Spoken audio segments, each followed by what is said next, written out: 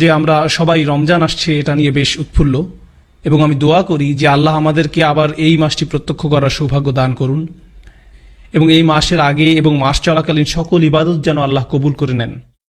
এবং আরও দোয়া করি যে আমাদের সবাই এবং আমাদের পরিবারের সকলে যেন এই বছরের লাইলাতুল কদরটা পাই ইনশাআল্লাহ।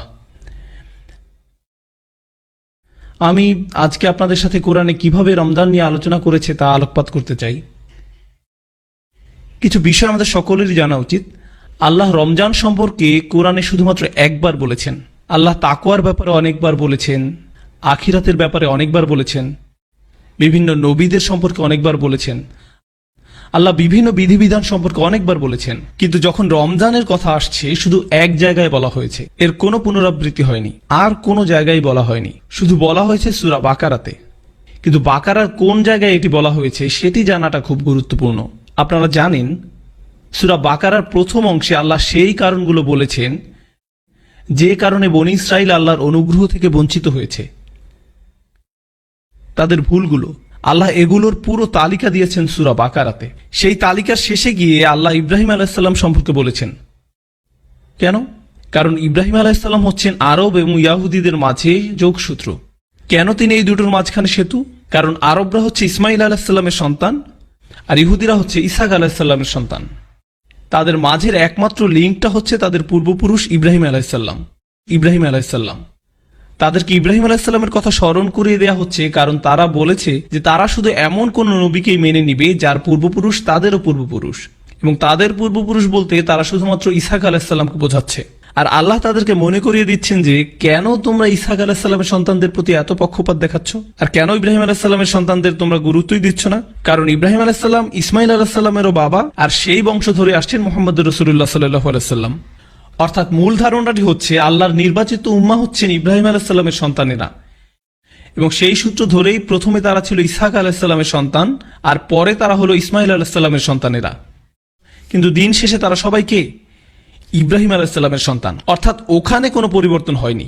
এটা আসলে কোনো পরিবর্তনই নয়। তাই কেন তাদেরকে আর রিসালা দেয়া হবে না সেই কারণগুলো বলার পর তাদের কাছে ইব্রাহিম আলাইহিসসালামের উল্লেখ করা হচ্ছে, ইব্রাহিম আলাইহিসসালাম, এবং ওনার সম্পর্কে যেই ঘটনাটি বলা হচ্ছে, وَإِذْ يَرْفَعُ إِبْرَاهِيمُ الْقَوَاعِدَ مِنَ الْبَيْتِ وَإِسْمَاعِيلُ رَبَّنَا تَقَبَّلْ مِنَّا إِنَّكَ أَنْتَ السَّمِيعُ الْعَلِيمُ।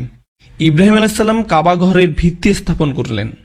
সূরা বাকারার প্রথম অর্ধাংশে শেষে এসে এই সম্পর্কে একটু আভাস দিচ্ছেন। কেন এটি এত গুরুত্বপূর্ণ?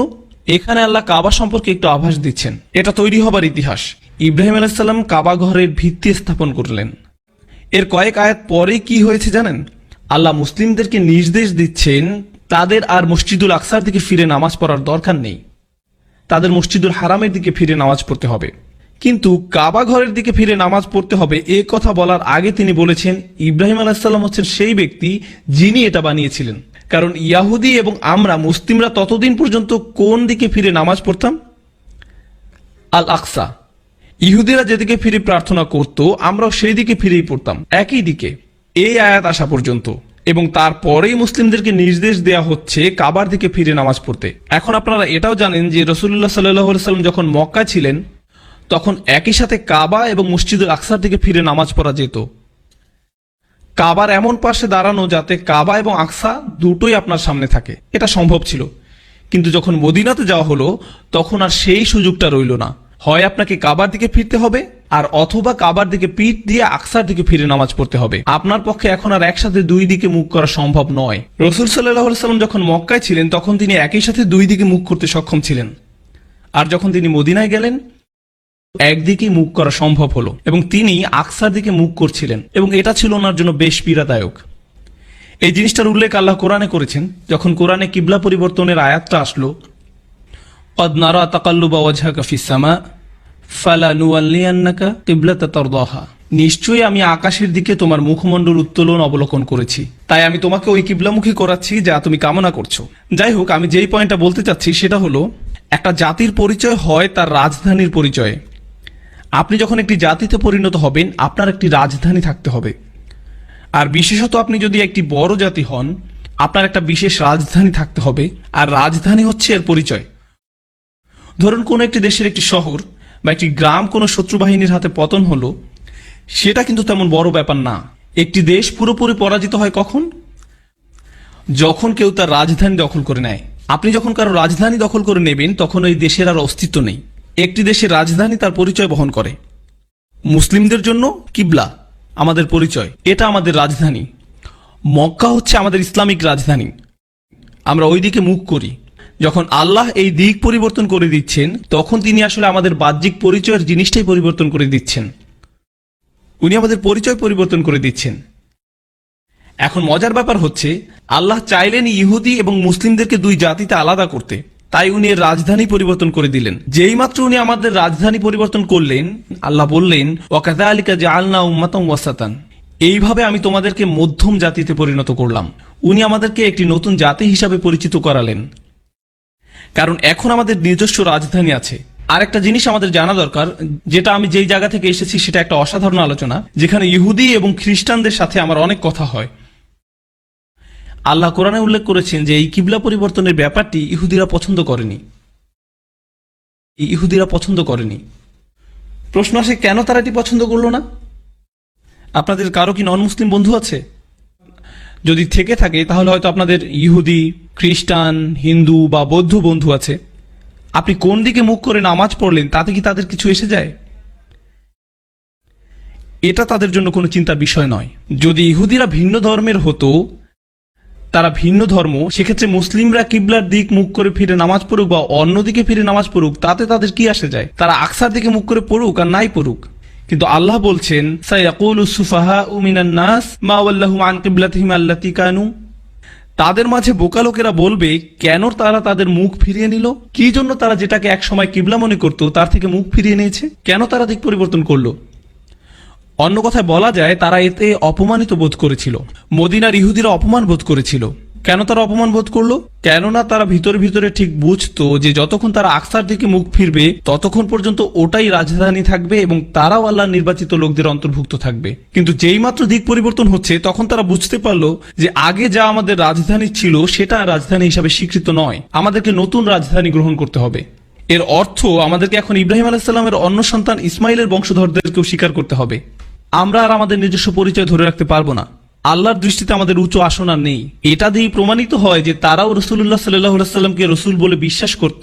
তারা জানতো যে উনি আল্লাহর রাসূল এবং তারা অপমানিত বোধ করছিল। আর এভাবে অপমানিত হয়েই তারা প্রমাণ করলো যে মনের গভীরে তারা মুহাম্মদ সাল্লাল্লাহু আলাইহি ওয়াসাল্লামকে আল্লাহর রাসূল হিসাবে মানে, কিন্তু তা সত্ত্বেও স্বীকার করবে না। এবং সেই কারণেই তাদের বোকা বলা হচ্ছে।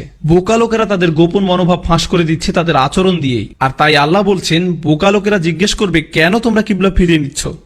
অর্থাৎ প্রথম যেই জিনিসটা আমাদের উম্মাহ হিসেবে আলাদা করেছে তা হলো কিবলা পরিবর্তন।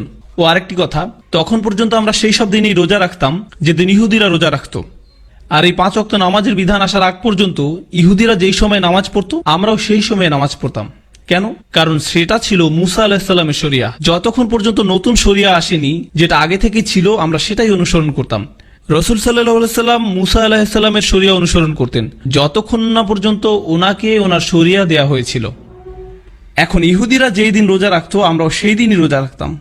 আয়াত আসলো ইয়া আইয়ুহাল্লাযীনা আমানু কুতিবা আলাইকুমুস সিয়াম, তোমাদের মাঝে যাদের ঈমান আছে তাদের উপর সিয়াম বাধ্যতামূলক করা হলো। ঠিক আছে, কামা কুতিবা আলাল্লাযীনা মিন ক্বাবলিকুম, যেভাবে এটা বাধ্যতামূলক করা হয়েছিল তোমাদের পূর্বে যারা এসেছিল তাদের উপর। এই লোকেরা কারা? কারা ফরজ ইবাদত হিসাবে রোজা রাখতো? ইহুদিরা, বনু ইসরাইলরা, মুসা আলাইহিস সালামের শরিয়া। তার মানে আল্লাহ বলছেন যে আমাদের পরিচয়ের একটা অংশ ইহুদিদের মতোই। কিন্তু এই সূরাতে ইতিমধ্যে আল্লাহ কাবা পরিবর্তন করে তাদেরকে আমাদের থেকে আলাদা করে ফেলেছেন। উনি আলাদা করেছেন। এখন উনিই বলছেন আমাদের মাঝে সাধারণ একটা যোগসূত্র আছে, রোজা রাখা। আমাদের আর তাদের মাঝে রোজা করাটা সাধারণ ব্যাপার। লাআল্লাকুম তাত্তাকুন, যেন তোমরা তাকওয়া অর্জন করতে পারো। মজার ব্যাপার হলো সূরা বাকারার এই প্রথম অংশে আল্লাহ কাদের কথা বলেছেন? যদি আপনারা মনোযোগ দিয়ে থাকেন, কাদের সম্পর্কে? ইহুদি। আর পুরো সময় আল্লাহ তাদের বিরুদ্ধে এই অভিযোগই করেছেন যে কেন তাদের তাকওয়া নেই। পুরো সময়টাতেই তাদের সমস্যা ছিল যে তাদের তাকওয়া ছিল না। আর এখন আল্লাহ বলছেন আমরা তাকওয়া অর্জন করতে পারি। আর এখন আল্লাহ বলছেন তোমাদেরকেও সেই একই জিনিস দেয়া হলো তাদের মতো, যেন আমরা তাকওয়া অর্জন করতে পারি। তো প্রথমে যে আলোচনাটা আমি আপনাদের সাথে করতে চাচ্ছিলাম তা হলো রোজা হচ্ছে এমন একটা জিনিস যা পূর্ববর্তী জাতিরও ছিল, আমাদেরও আছে। কিন্তু প্রশ্ন হলো কেন আমরাও রোজা রাখি? যেন তাকওয়া অর্জন করতে পারি। তাকওয়াকে বেশিরভাগ সময় অনুবাদ করা হয় আল্লাহ ভীতি হিসাবে। তাকওয়া শব্দটি এসেছে উকওয়া থেকে, যার অর্থ হলো সুরক্ষা। সেটা কি? তাকওয়া অনেকটা ইত্তিকার সাথে সমতুল্য, যার মানে সুরক্ষা চাওয়া, যাতে নিজেকে সুরক্ষিত করা যায়। এই কারণেই কিয়ামতের দিন, শেষ বিচারের দিনে সবাই নিজেকে সুরক্ষিত করতে চাইবে। আল্লাহ বলছেন, ফাকাইফা তাত্তাকুনা ইন কাফারতুম ইয়াউমা ইয়াজআলুল উইলদানা শিবা। অতএব তোমরা কি রূপে আত্মরক্ষা করবে যদি তোমরা সেই দিনকে অস্বীকার করো, যেদিন বালককে করে দিবে বৃদ্ধ। তাই আল্লাহ তাত্তাকুন শব্দটি ব্যবহার করেছেন যাতে আমরা নিজেকে সুরক্ষিত করতে পারি সেটা বোঝাতে। এটা হচ্ছে তাকওয়ার আসল অর্থ। আল্লাহ বলছেন, আল্লাহ তোমাদেরকে রোজার বিধান দিচ্ছেন যাতে তোমরা নিজেকে বাঁচাতে পারো। মানে কি এটার? চলুন বোঝার চেষ্টা করি এটার মানে কি। আমাদের মানুষদের নির্দিষ্ট কিছু প্রশিক্ষণ আছে। আপনি যদি কোনো কিছুতে ভালো করতে চান তাহলে আপনাকে সেই প্রশিক্ষণের মাঝে দিয়ে যেতে হবে, বিশেষত শারীরিক প্রশিক্ষণ। যেমন ধরুন কেউ সৈনিক হতে চান বা তারা পুলিশ অফিসার হতে চায়, তখন তাদের কিছু প্রশিক্ষণের মধ্য দিয়ে যেতে হয়, আর তাদের শরীরের সাথে তা অভ্যস্ত হতে শুরু করে। যেমন প্রথম দিকে খুব কঠিন থাকে ব্যাপারটা, আস্তে আস্তে সেটা তাদের জন্য সহজ হয়ে যায়। এই যে প্রশিক্ষণের ধারণাটি, যেটা আপনাকে শেখায় কিভাবে কঠিন পরিস্থিতিতে টিকে থাকতে হবে। ও আরেকটি কথা, এই প্রশিক্ষণকালীন সময়ের অনুশীলনগুলো তুলনামূলক সোজা। যেমন ধরুন যখন কোনো অগ্নি নির্বাপন কর্মীকে প্রশিক্ষণ দেয়া হয়, তারা আগুন ধরায় ঠিকই, কিভাবে নেভাতে হবে সেটা শেখানোর জন্য, কিন্তু সেই আগুনটা থাকে নিয়ন্ত্রিত। আসল পরিস্থিতিতে যেরূপ আগুন লাগে এটা সেরূপ নয়, এটা নিয়ন্ত্রিত। তাই ব্যাপারটা অনেকটা সহজ। তারা হয়তো আপনাকে বিল্ডিং এর উপর থেকে লাফ দিয়ে পড়তে বলবে, কিন্তু সেটা অনেকটা সহজ, এটা বাস্তবের মতো নয়। একই ঘটনা রোজার ক্ষেত্রেও ঘটে। রোজা রাখা অবস্থায় আপনি প্রতিনিয়ত কিছু অনুভব করেন, তাই না? বিশেষত কাতারে কিংবা এরকম মরু অঞ্চলে আপনি প্রতিনিয়ত তৃষ্ণা অনুভব করেন, আপনি প্রতিনিয়ত ক্ষুধা অনুভব করেন। এমন একটি মিনিট যায় না যখন আপনি এরকম অনুভব করেন না। আপনার গলা আপনার সাথে যুদ্ধ শুরু করে, আপনার কণ্ঠনালী যেন চিৎকার করে আপনার কাছে পানি পানি পানি বলে। আপনি পছন্দ করেন বা না করেন, আপনার গলা আপনার কাছে মিনতি শুরু করে, আর আপনি আপনার গলাকে ধমক দিয়ে বলেন, ভাই চুপ করো, এখনো মাগরিবের সময় হয়নি। আপনার পেট আপনার সাথে কথা বলতে শুরু করে, অনেক সময় বেশ জোরেই কথা বলে, এই কি হচ্ছে উপরে, খাদ্যের যোগান বন্ধ কেন? অনেক সময় অনেক জোরেই কথা বলে, আর আপনি বলেন, হেই এখনো ফজর, আর তুমি এখনই চিৎকার শুরু করে দিলে। আপনি নিজেই নিজের সাথে কথা বলতে থাকেন, কিন্তু আসলে জানেন কি হচ্ছে? আপনি যখন রোজা রাখেন, আপনার ভিতরে একটি শরীরবৃত্তীয় যুদ্ধ হয়। আপনার গলা আপনার বিরুদ্ধে থাকে, আপনার পেট আপনার বিরুদ্ধে থাকে, আপনার শরীর দুর্বল হয়ে যায় এবং আপনার কাছে মিনতি করে, দয়া করে আল্লাহর অবাধ্য হও। আর আপনি সারাদিন রোজা করেন আপনার শরীরের বিরুদ্ধে যুদ্ধ করে, আর বলেন, না না, আমার অন্তর আল্লাহর কাছে সমর্পণ করেছি, তাই আমার পুরো শরীর যদি কিছু চায়ও আমি তাকে সেটা দিব না।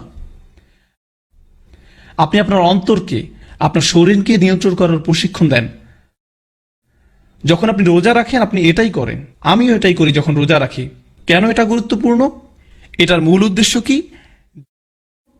কারণ যখন রোজা শেষ হয়ে যাবে আপনার অন্তর তখন আপনার শরীরকে নিয়ন্ত্রণ করার জন্য তৈরি হবার কথা। তাই আপনি যেটা ইচ্ছে সেটা খাবেন না, যেখানে ইচ্ছে সেখানে যাবেন না, যেদিকে ইচ্ছে সেদিকে তাকাবেন না। কারণ এই সব আকাঙ্ক্ষাগুলো কার? আপনার শরীরের। কিন্তু আপনি যখন রোজা করেন তখন কে অনেক শক্ত হয়? আপনার অন্তর শক্ত হয় আর আপনার শরীর দুর্বল হয়। ইন্না যালিকা মিন তাকওয়াল কুলুব। অন্তর হচ্ছে তাকওয়ার বাসস্থান। আপনি যখন আপনার শরীরকে দুর্বল করছেন তখন আপনি আপনার অন্তরকে শক্ত করছেন। আপনি বিভিন্ন কাজ থেকে নিজেকে বিরত রাখতে শিখছেন। তাই আমার প্রিয় তরুণ প্রজন্ম, যদি আপনি রোজা রেখে বাসায় আছেন আর বসে বসে সিনেমা দেখছেন, তাহলে আপনি আসলে রোজা রাখছেন না। আপনি রোজা রাখছেন না, কারণ আপনার অন্তর এখন আপনার ভুল আকাঙ্ক্ষাগুলোর কাছে হার স্বীকার করছে। রোজা রাখার এই অনুশীলনটার উদ্দেশ্যই হলো যে আপনি প্রতিনিয়ত মনে করবেন যে যেভাবে আমি আমার ক্ষুধা তৃষ্ণার বিরুদ্ধে যুদ্ধ করেছি, আমাকে আমার চোখের আকাঙ্ক্ষার বিরুদ্ধে লড়তে হবে, আমাকে আমার মুখের বিরুদ্ধেও লড়তে হবে, আমাকে আমার জিহ্বার বিরুদ্ধে লড়তে হবে, আমাকে আমার আকাঙ্ক্ষার বিরুদ্ধে লড়তে হবে, আমাকে আমার হরমোনের বিরুদ্ধেও লড়তে হবে, আমাকে এখন আমার সবকিছুর বিরুদ্ধেই লড়তে হবে। এর মাঝে দৃশ্যমান তা হলো খাওয়া আর পান করা থেকে বিরত থাকা, কিন্তু আর সবকিছুই রোজার মাঝে আছে। লাআল্লাকুম তাত্তাকুন। আশা করা যায় তোমরা আল্লাহ ভীরু হতে পারবে। এই জিনিসটাই যদি আমাদের মনে না থাকে তাহলে বনি ইসরায়েলের সাথে আমাদের আর কোনো পার্থক্য থাকছে না। তারাও রোজা রাখতো, কিন্তু তাদের মাঝে কি ছিল না? তাদের তাকওয়া ছিল না। আপনি যদি এটাই ভুলে যান যে কেন আপনি রোজা রাখছেন, তাহলে আপনি তাই করছেন যা বনি ইসরায়েলরা করত। আল্লাহ আপনাকে বলছেন কুতিবা আলাইকুম আসসিয়াম, আলাইকুম মুকদ্দাম, বলা হয় জার মাজরুর মুকদ্দাম, বিশেষত তোমাদের উপর, এখন তোমাদের পালা, আমি তোমাদের তাই দিচ্ছি যা আগের প্রজন্মের ওদেরকেও দিয়েছিলাম, তারা এর থেকে কোনো উপকার পায়নি, তারা তাকওয়া অর্জন করতে ব্যর্থ হয়েছে। আল্লাহ এটাই বলছেন, যখন আমাদের উপর রোজা ফরজ করেছেন এটাই বলছেন। মানুষ যখন রোজার কথা চিন্তা করেন তখন কোন জিনিসটা প্রথম তাদের মাথায় আসে? ইফতারের কথা। তারা ইফতারের কথা চিন্তা করে।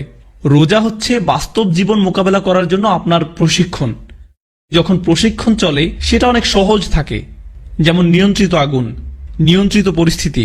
আল্লাহ কি করছেন? আল্লাহ কি রমজানের রোজাকে সহজ করেননি? কারণ উনি শয়তানকে বন্দী করে রাখেন, আমাদের থেকে দূরে সরিয়ে রাখেন না?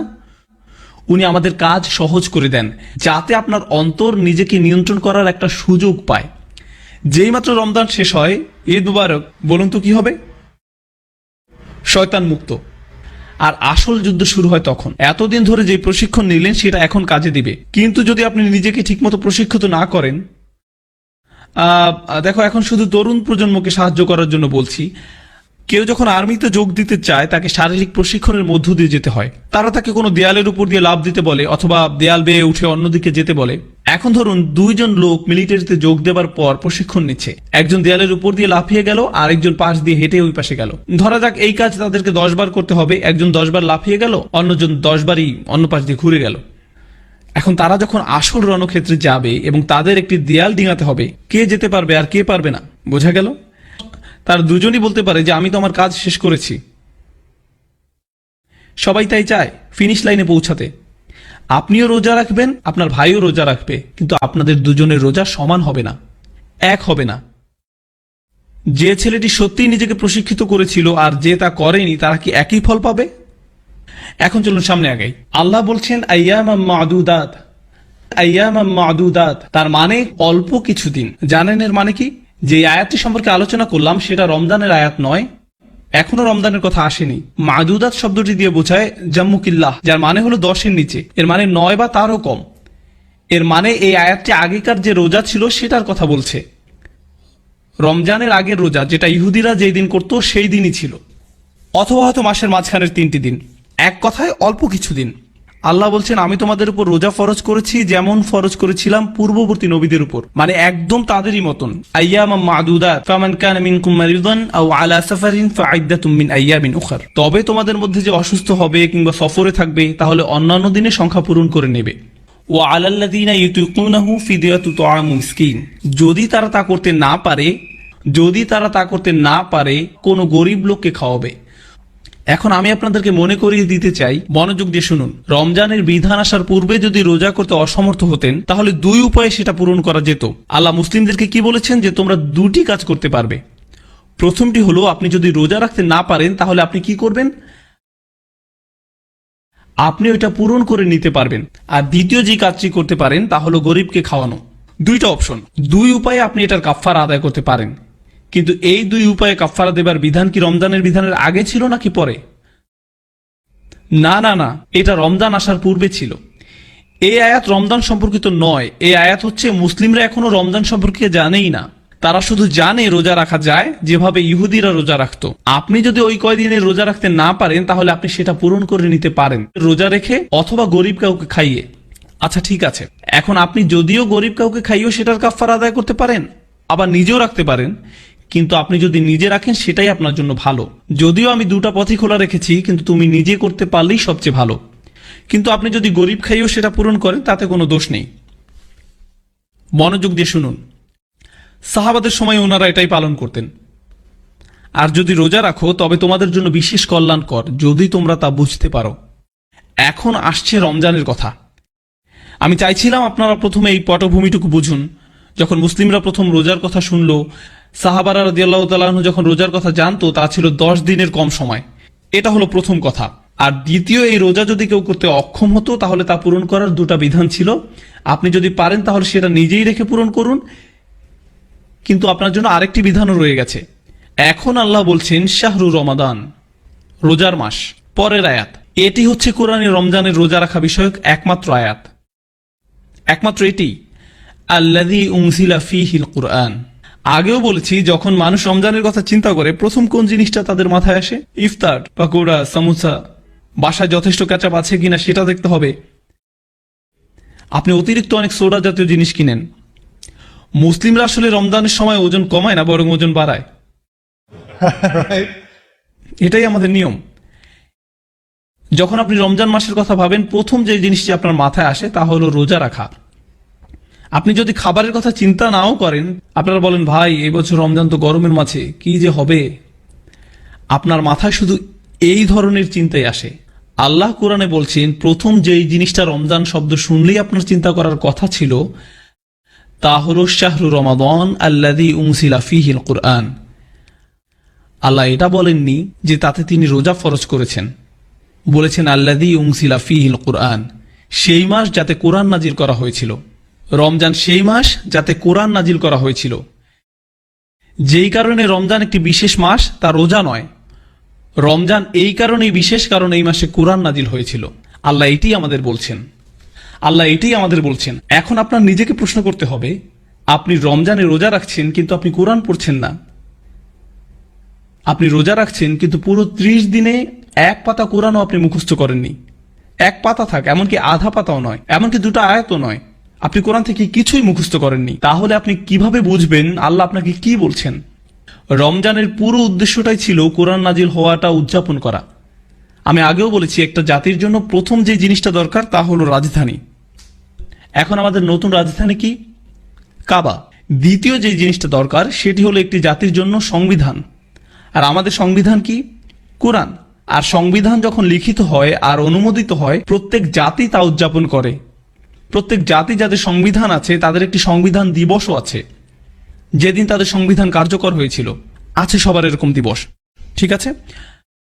আমাদের সংবিধান নাজিল হয়েছিল রমজান মাসে। আল্লাহ আমাদেরকে শুধু একদিন দেননি উদযাপন করার জন্য, উনি আমাদেরকে পুরো 30টা দিন দিয়েছেন। রমজান মাস এটারই উদযাপন যে আল্লাহ আমাদেরকে এক উম্মাহ করেছেন।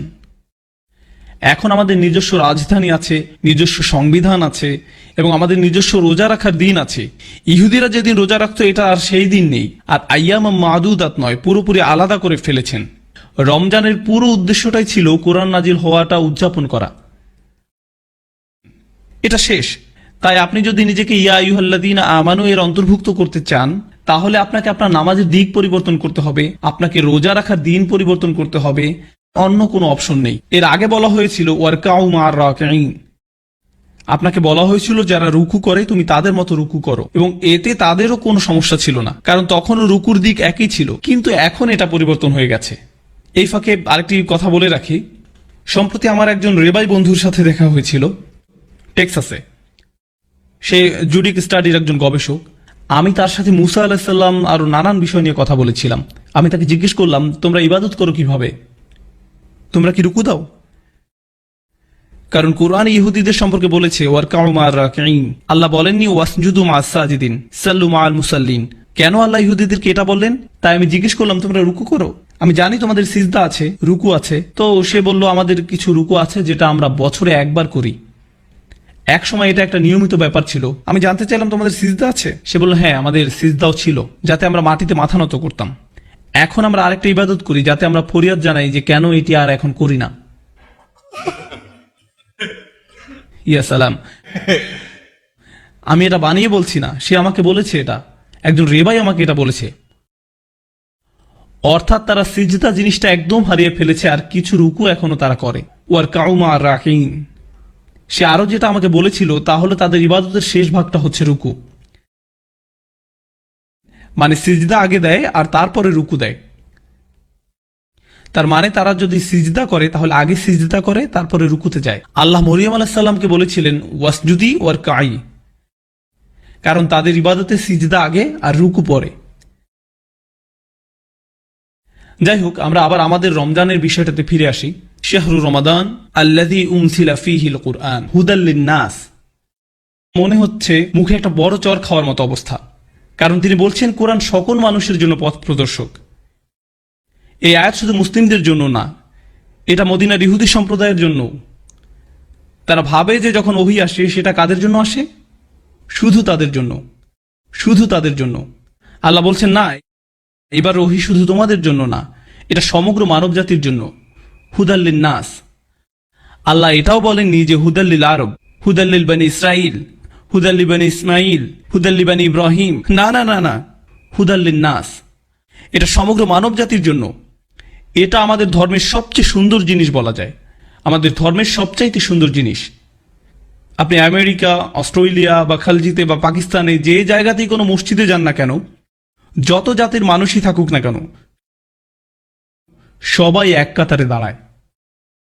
এমন কোনো ভেদাভেদ করা হয় না যে সবচেয়ে ধনীরা সামনের সারিতে, মধ্যবিত্তরা মাঝের সারিতে, সুইপাররা শেষ সারিতে। না না, এরকম করা হয় না।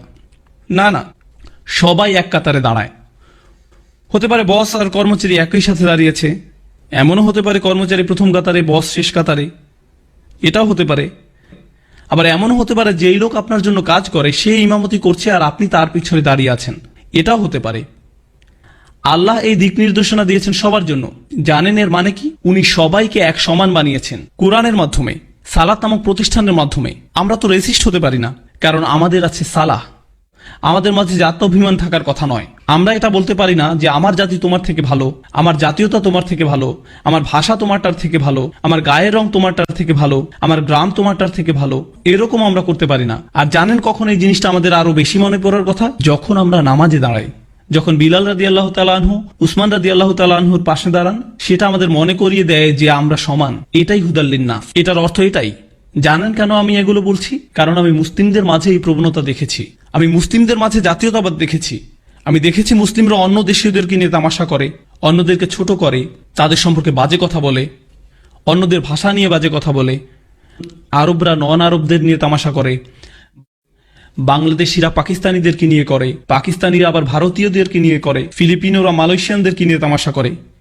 কি হচ্ছে আমাদের এসব? আমরা কি নামাজ পড়ি না? পড়ি না নামাজ? আমরা সালাত থেকে শিখছি না কিছু? আমরা কোরআন থেকেও কি কিছু শিখছি না? আমি বলেছি আপনাদের আগেও যে আমাদের শুধু খোসাটাই আছে, ওই অনেকটা ভিতরে ডিম নেই, শুধু খোসা আছে, এরকম অবস্থা। আমাদের ইসলাম অনেক সময় এরকম। আপনাকে দেখতে মুসলিম মনে হয়, মুসলিমরা যেমন কথা বলে আপনি সেরকম কথা বলেন, কিন্তু আপনার হৃদয়ের ভিতরে আপনার দিনের জন্য কোনো ভালোবাসা নেই। এখানে যারা বসে আছেন সবাই এই মুহূর্তে এখানে ভিন্ন সংস্কৃতির অনেকে বসে আছেন। এটি একটি আন্তর্জাতিক সমাবেশ বলা যায়। এই মুহূর্তে এটাকে জাতিসংঘও বলা যেতে পারে। একটা কথা বলি, আমি আপনার নাম জানি না, কেউ কেউ হয়তো আমার নাম জানেন, কিন্তু আমি কারো নাম জানি না। কিন্তু জানি আমাদের মাঝে এমন একটা সম্পর্ক আছে যা রক্তের সম্পর্কের চেয়েও গাঢ়। শুধুমাত্র আমরা সবাই লা ইলাহা ইল্লাল্লাহ বলি, এই কারণে এটি রক্তের থেকেও গাঢ়। শুধুমাত্র এই কারণে এই কোরআন আমাদেরকে এক সুতায় গাঁথে। এবং এই কথাটা ইহুদিদেরকেও বলা হয়েছিল। কেন জানেন? কারণ ওরা বিশ্বাস করত তারা বিশেষ, বাকি সবাই সেকেন্ড ক্লাস, তারা প্রথম সারির। বাকি সবাই সাধারণ, আর তারা হচ্ছে আল্লাহর নির্বাচিত বিশেষ জাতি। আল্লাহ বলছেন যে কেউ কোরআনের একজন অনুসারী হতে পারে। হুদাল্লিন নাস, সমগ্র মানব জাতির জন্য খোলা দাওয়াত। এর মধ্য দিয়ে সমাপ্তি ঘটে সব ধরনের বর্ণ বৈষম্য, জাতীয়তাবাদ, গোত্রবাদ, এই সব কিছু দূর করে দেয়। সুবহানাল্লাহ, কি চমৎকার একটি দিন, কি চমৎকার ব্যাপার। এমনকি আমেরিকা তো আমি বলতে পারবো যে একই এলাকার মাঝে কালোদের জন্য আলাদা গির্জা আছে, স্প্যানিশদের আলাদা গির্জা, গ্রিকদের আলাদা গির্জা, এমনকি ব্রুকলিনের মতো জায়গাতেও ভিন্ন ভিন্ন জাতির ভিন্ন ভিন্ন গির্জা আছে। আর আপনি একটা মসজিদে ঢুকে দেখবেন, দেখে মনে হবে সেখানে আন্তর্জাতিক সম্মেলন চলছে। বিভিন্ন জাতির মানুষ সব এক সারিতে দাঁড়ানো, এমনকি তারা কেউ কারো ভাষাও জানে না, কিন্তু তারা একসাথে নামাজ পড়ছে। কুরআনও আমাদেরকে একীভূত করে যখন আমরা সালাতে দাঁড়াই। কুরআন হুদাল্লিন নাস ওয়া বাইয়িনাতিম মিনাল হুদা, সুস্পষ্ট পথ নির্দেশ আর অন্যায় ও ন্যায়ের মাঝে পার্থক্য বিধানকারী। এই আয়াতটা তো রমজান নিয়ে হবার কথা ছিল, তাই না? আন্নাহা বাদাআত বিকালিমাত শাহরু রমাদান, আয়াতটি শুরুই হয়েছে শাহরু রমাদান দিয়ে। অথচ এখন পর্যন্ত আল্লাহ কি বলেছেন? এই মাসে কুরআন নাজিল হয়েছিল, যা আল্লাহর তরফ থেকে পথ প্রদর্শক। মানে হচ্ছে এই নির্দেশনাগুলো এক একটি আশ্চর্য ব্যাপার। ওয়াবাইয়িনাতিম মিনাল হুদা ওয়াল ফুরকান, সুস্পষ্ট পথ নির্দেশ আর ন্যায় ও অন্যায়ের মাঝে পার্থক্য বিধানকারী। এতক্ষণ পর্যন্ত আল্লাহ রমজান নিয়ে একটি কথাও বলেননি, শুধু কোরআন। আয়াতের অর্ধেকের বেশি অংশের আলোচনা কোরআন নিয়ে। কেন তিনি এরকম করলেন?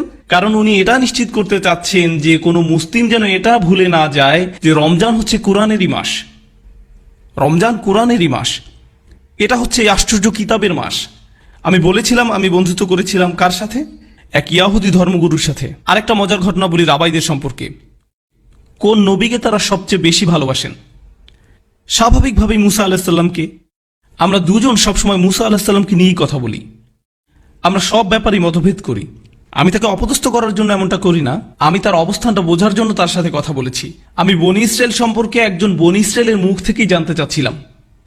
আমি সত্যিই জানতে আগ্রহী ছিলাম, কারণ কোরআনে তাদের সম্পর্কে এতবার বলা হয়েছে ইয়া বনি ইসরাইল। আমরা তাদের নবীদের সম্পর্কে এত শুনেছি যারা আমাদেরও নবী।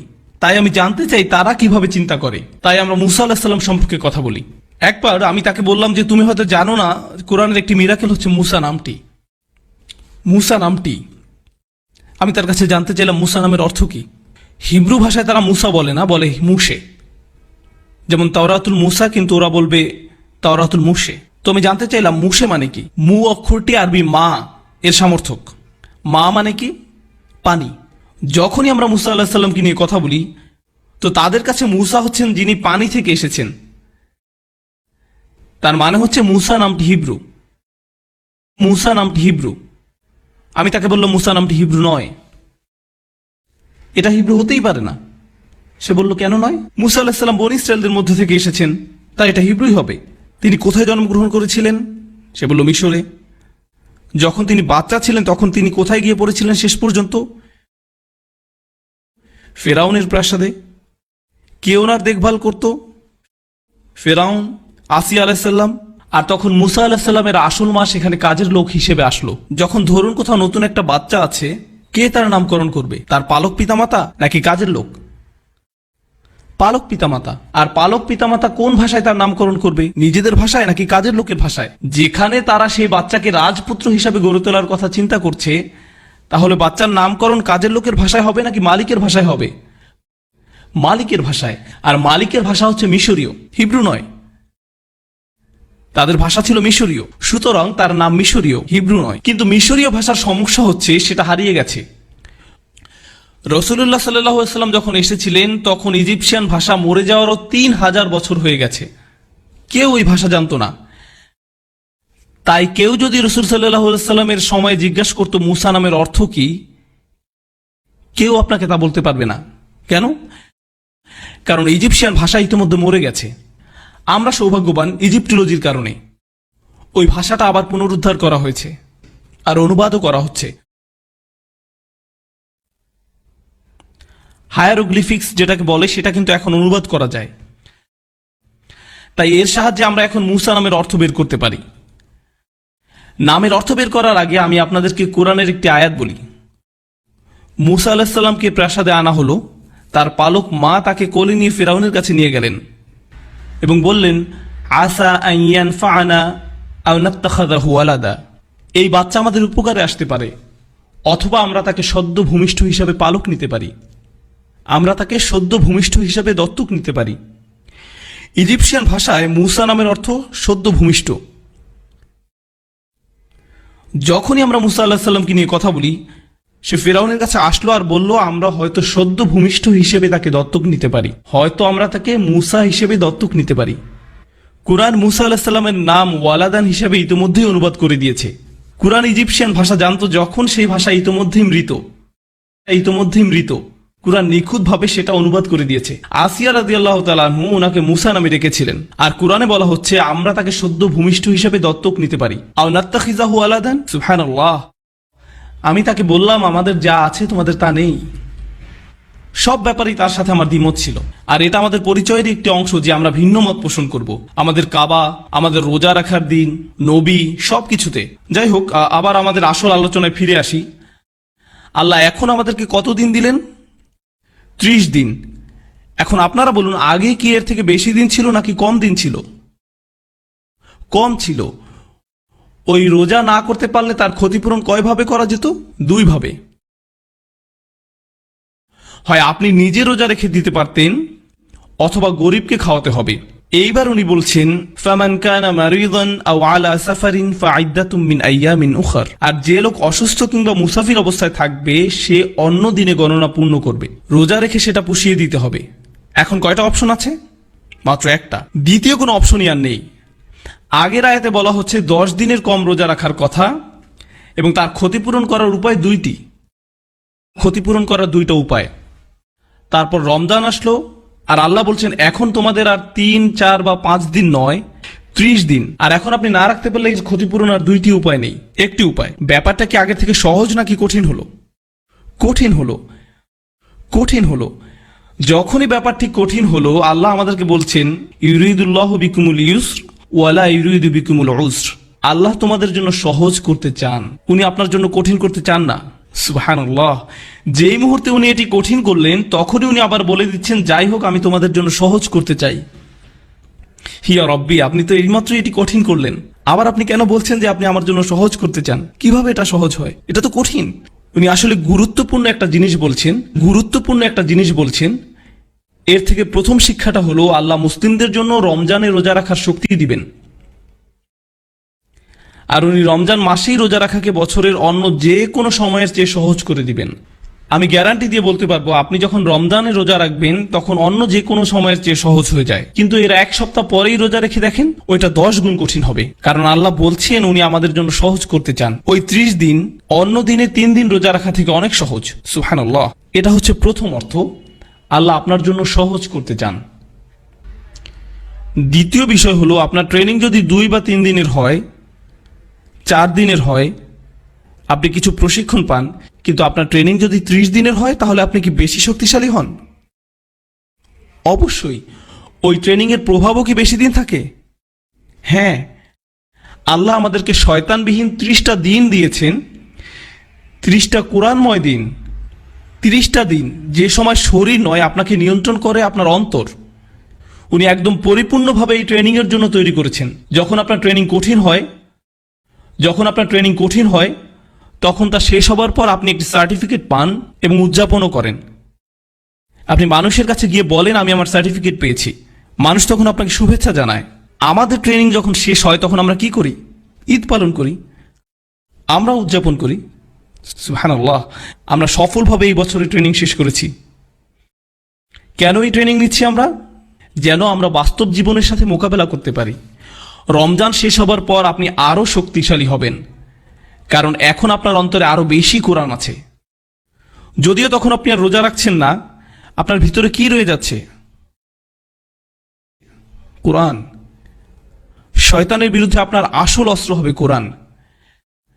তাই আমরা যখনই কোরআন পড়ি প্রথমে আল্লাহর কাছে সাহায্য চাই। ফাইদা ক্বরাআতাল কুরআন ফাস্তাঈয বিল্লাহি মিনাশ শাইতানির রাজীম। রমজান শেষ হবার পর আপনি আরো শক্তিশালী হবেন, কারণ এখন আপনার অন্তরে আরো বেশি কোরআন আছে। আমি বলছি এখানে উপস্থিত সকল ভাই বোন এবং যারা এটা শুনছেন, আপনাদের কোরআন মুখস্থ করতেই হবে রমজানের সময়। আপনি যদি অলস হয়ে থাকেন, গা ঝাড়া দিন। আপনি 2 আয়াত করলেন না, 2 পাতা করলেন, আপনি 2 আয়াত করলেন না 2 পাতা করলেন, সেটা কোনো ব্যাপার না। আপনার লক্ষ্য আস্তে আস্তে উঁচুতে নিন, উঁচু লক্ষ্য স্থির করুন।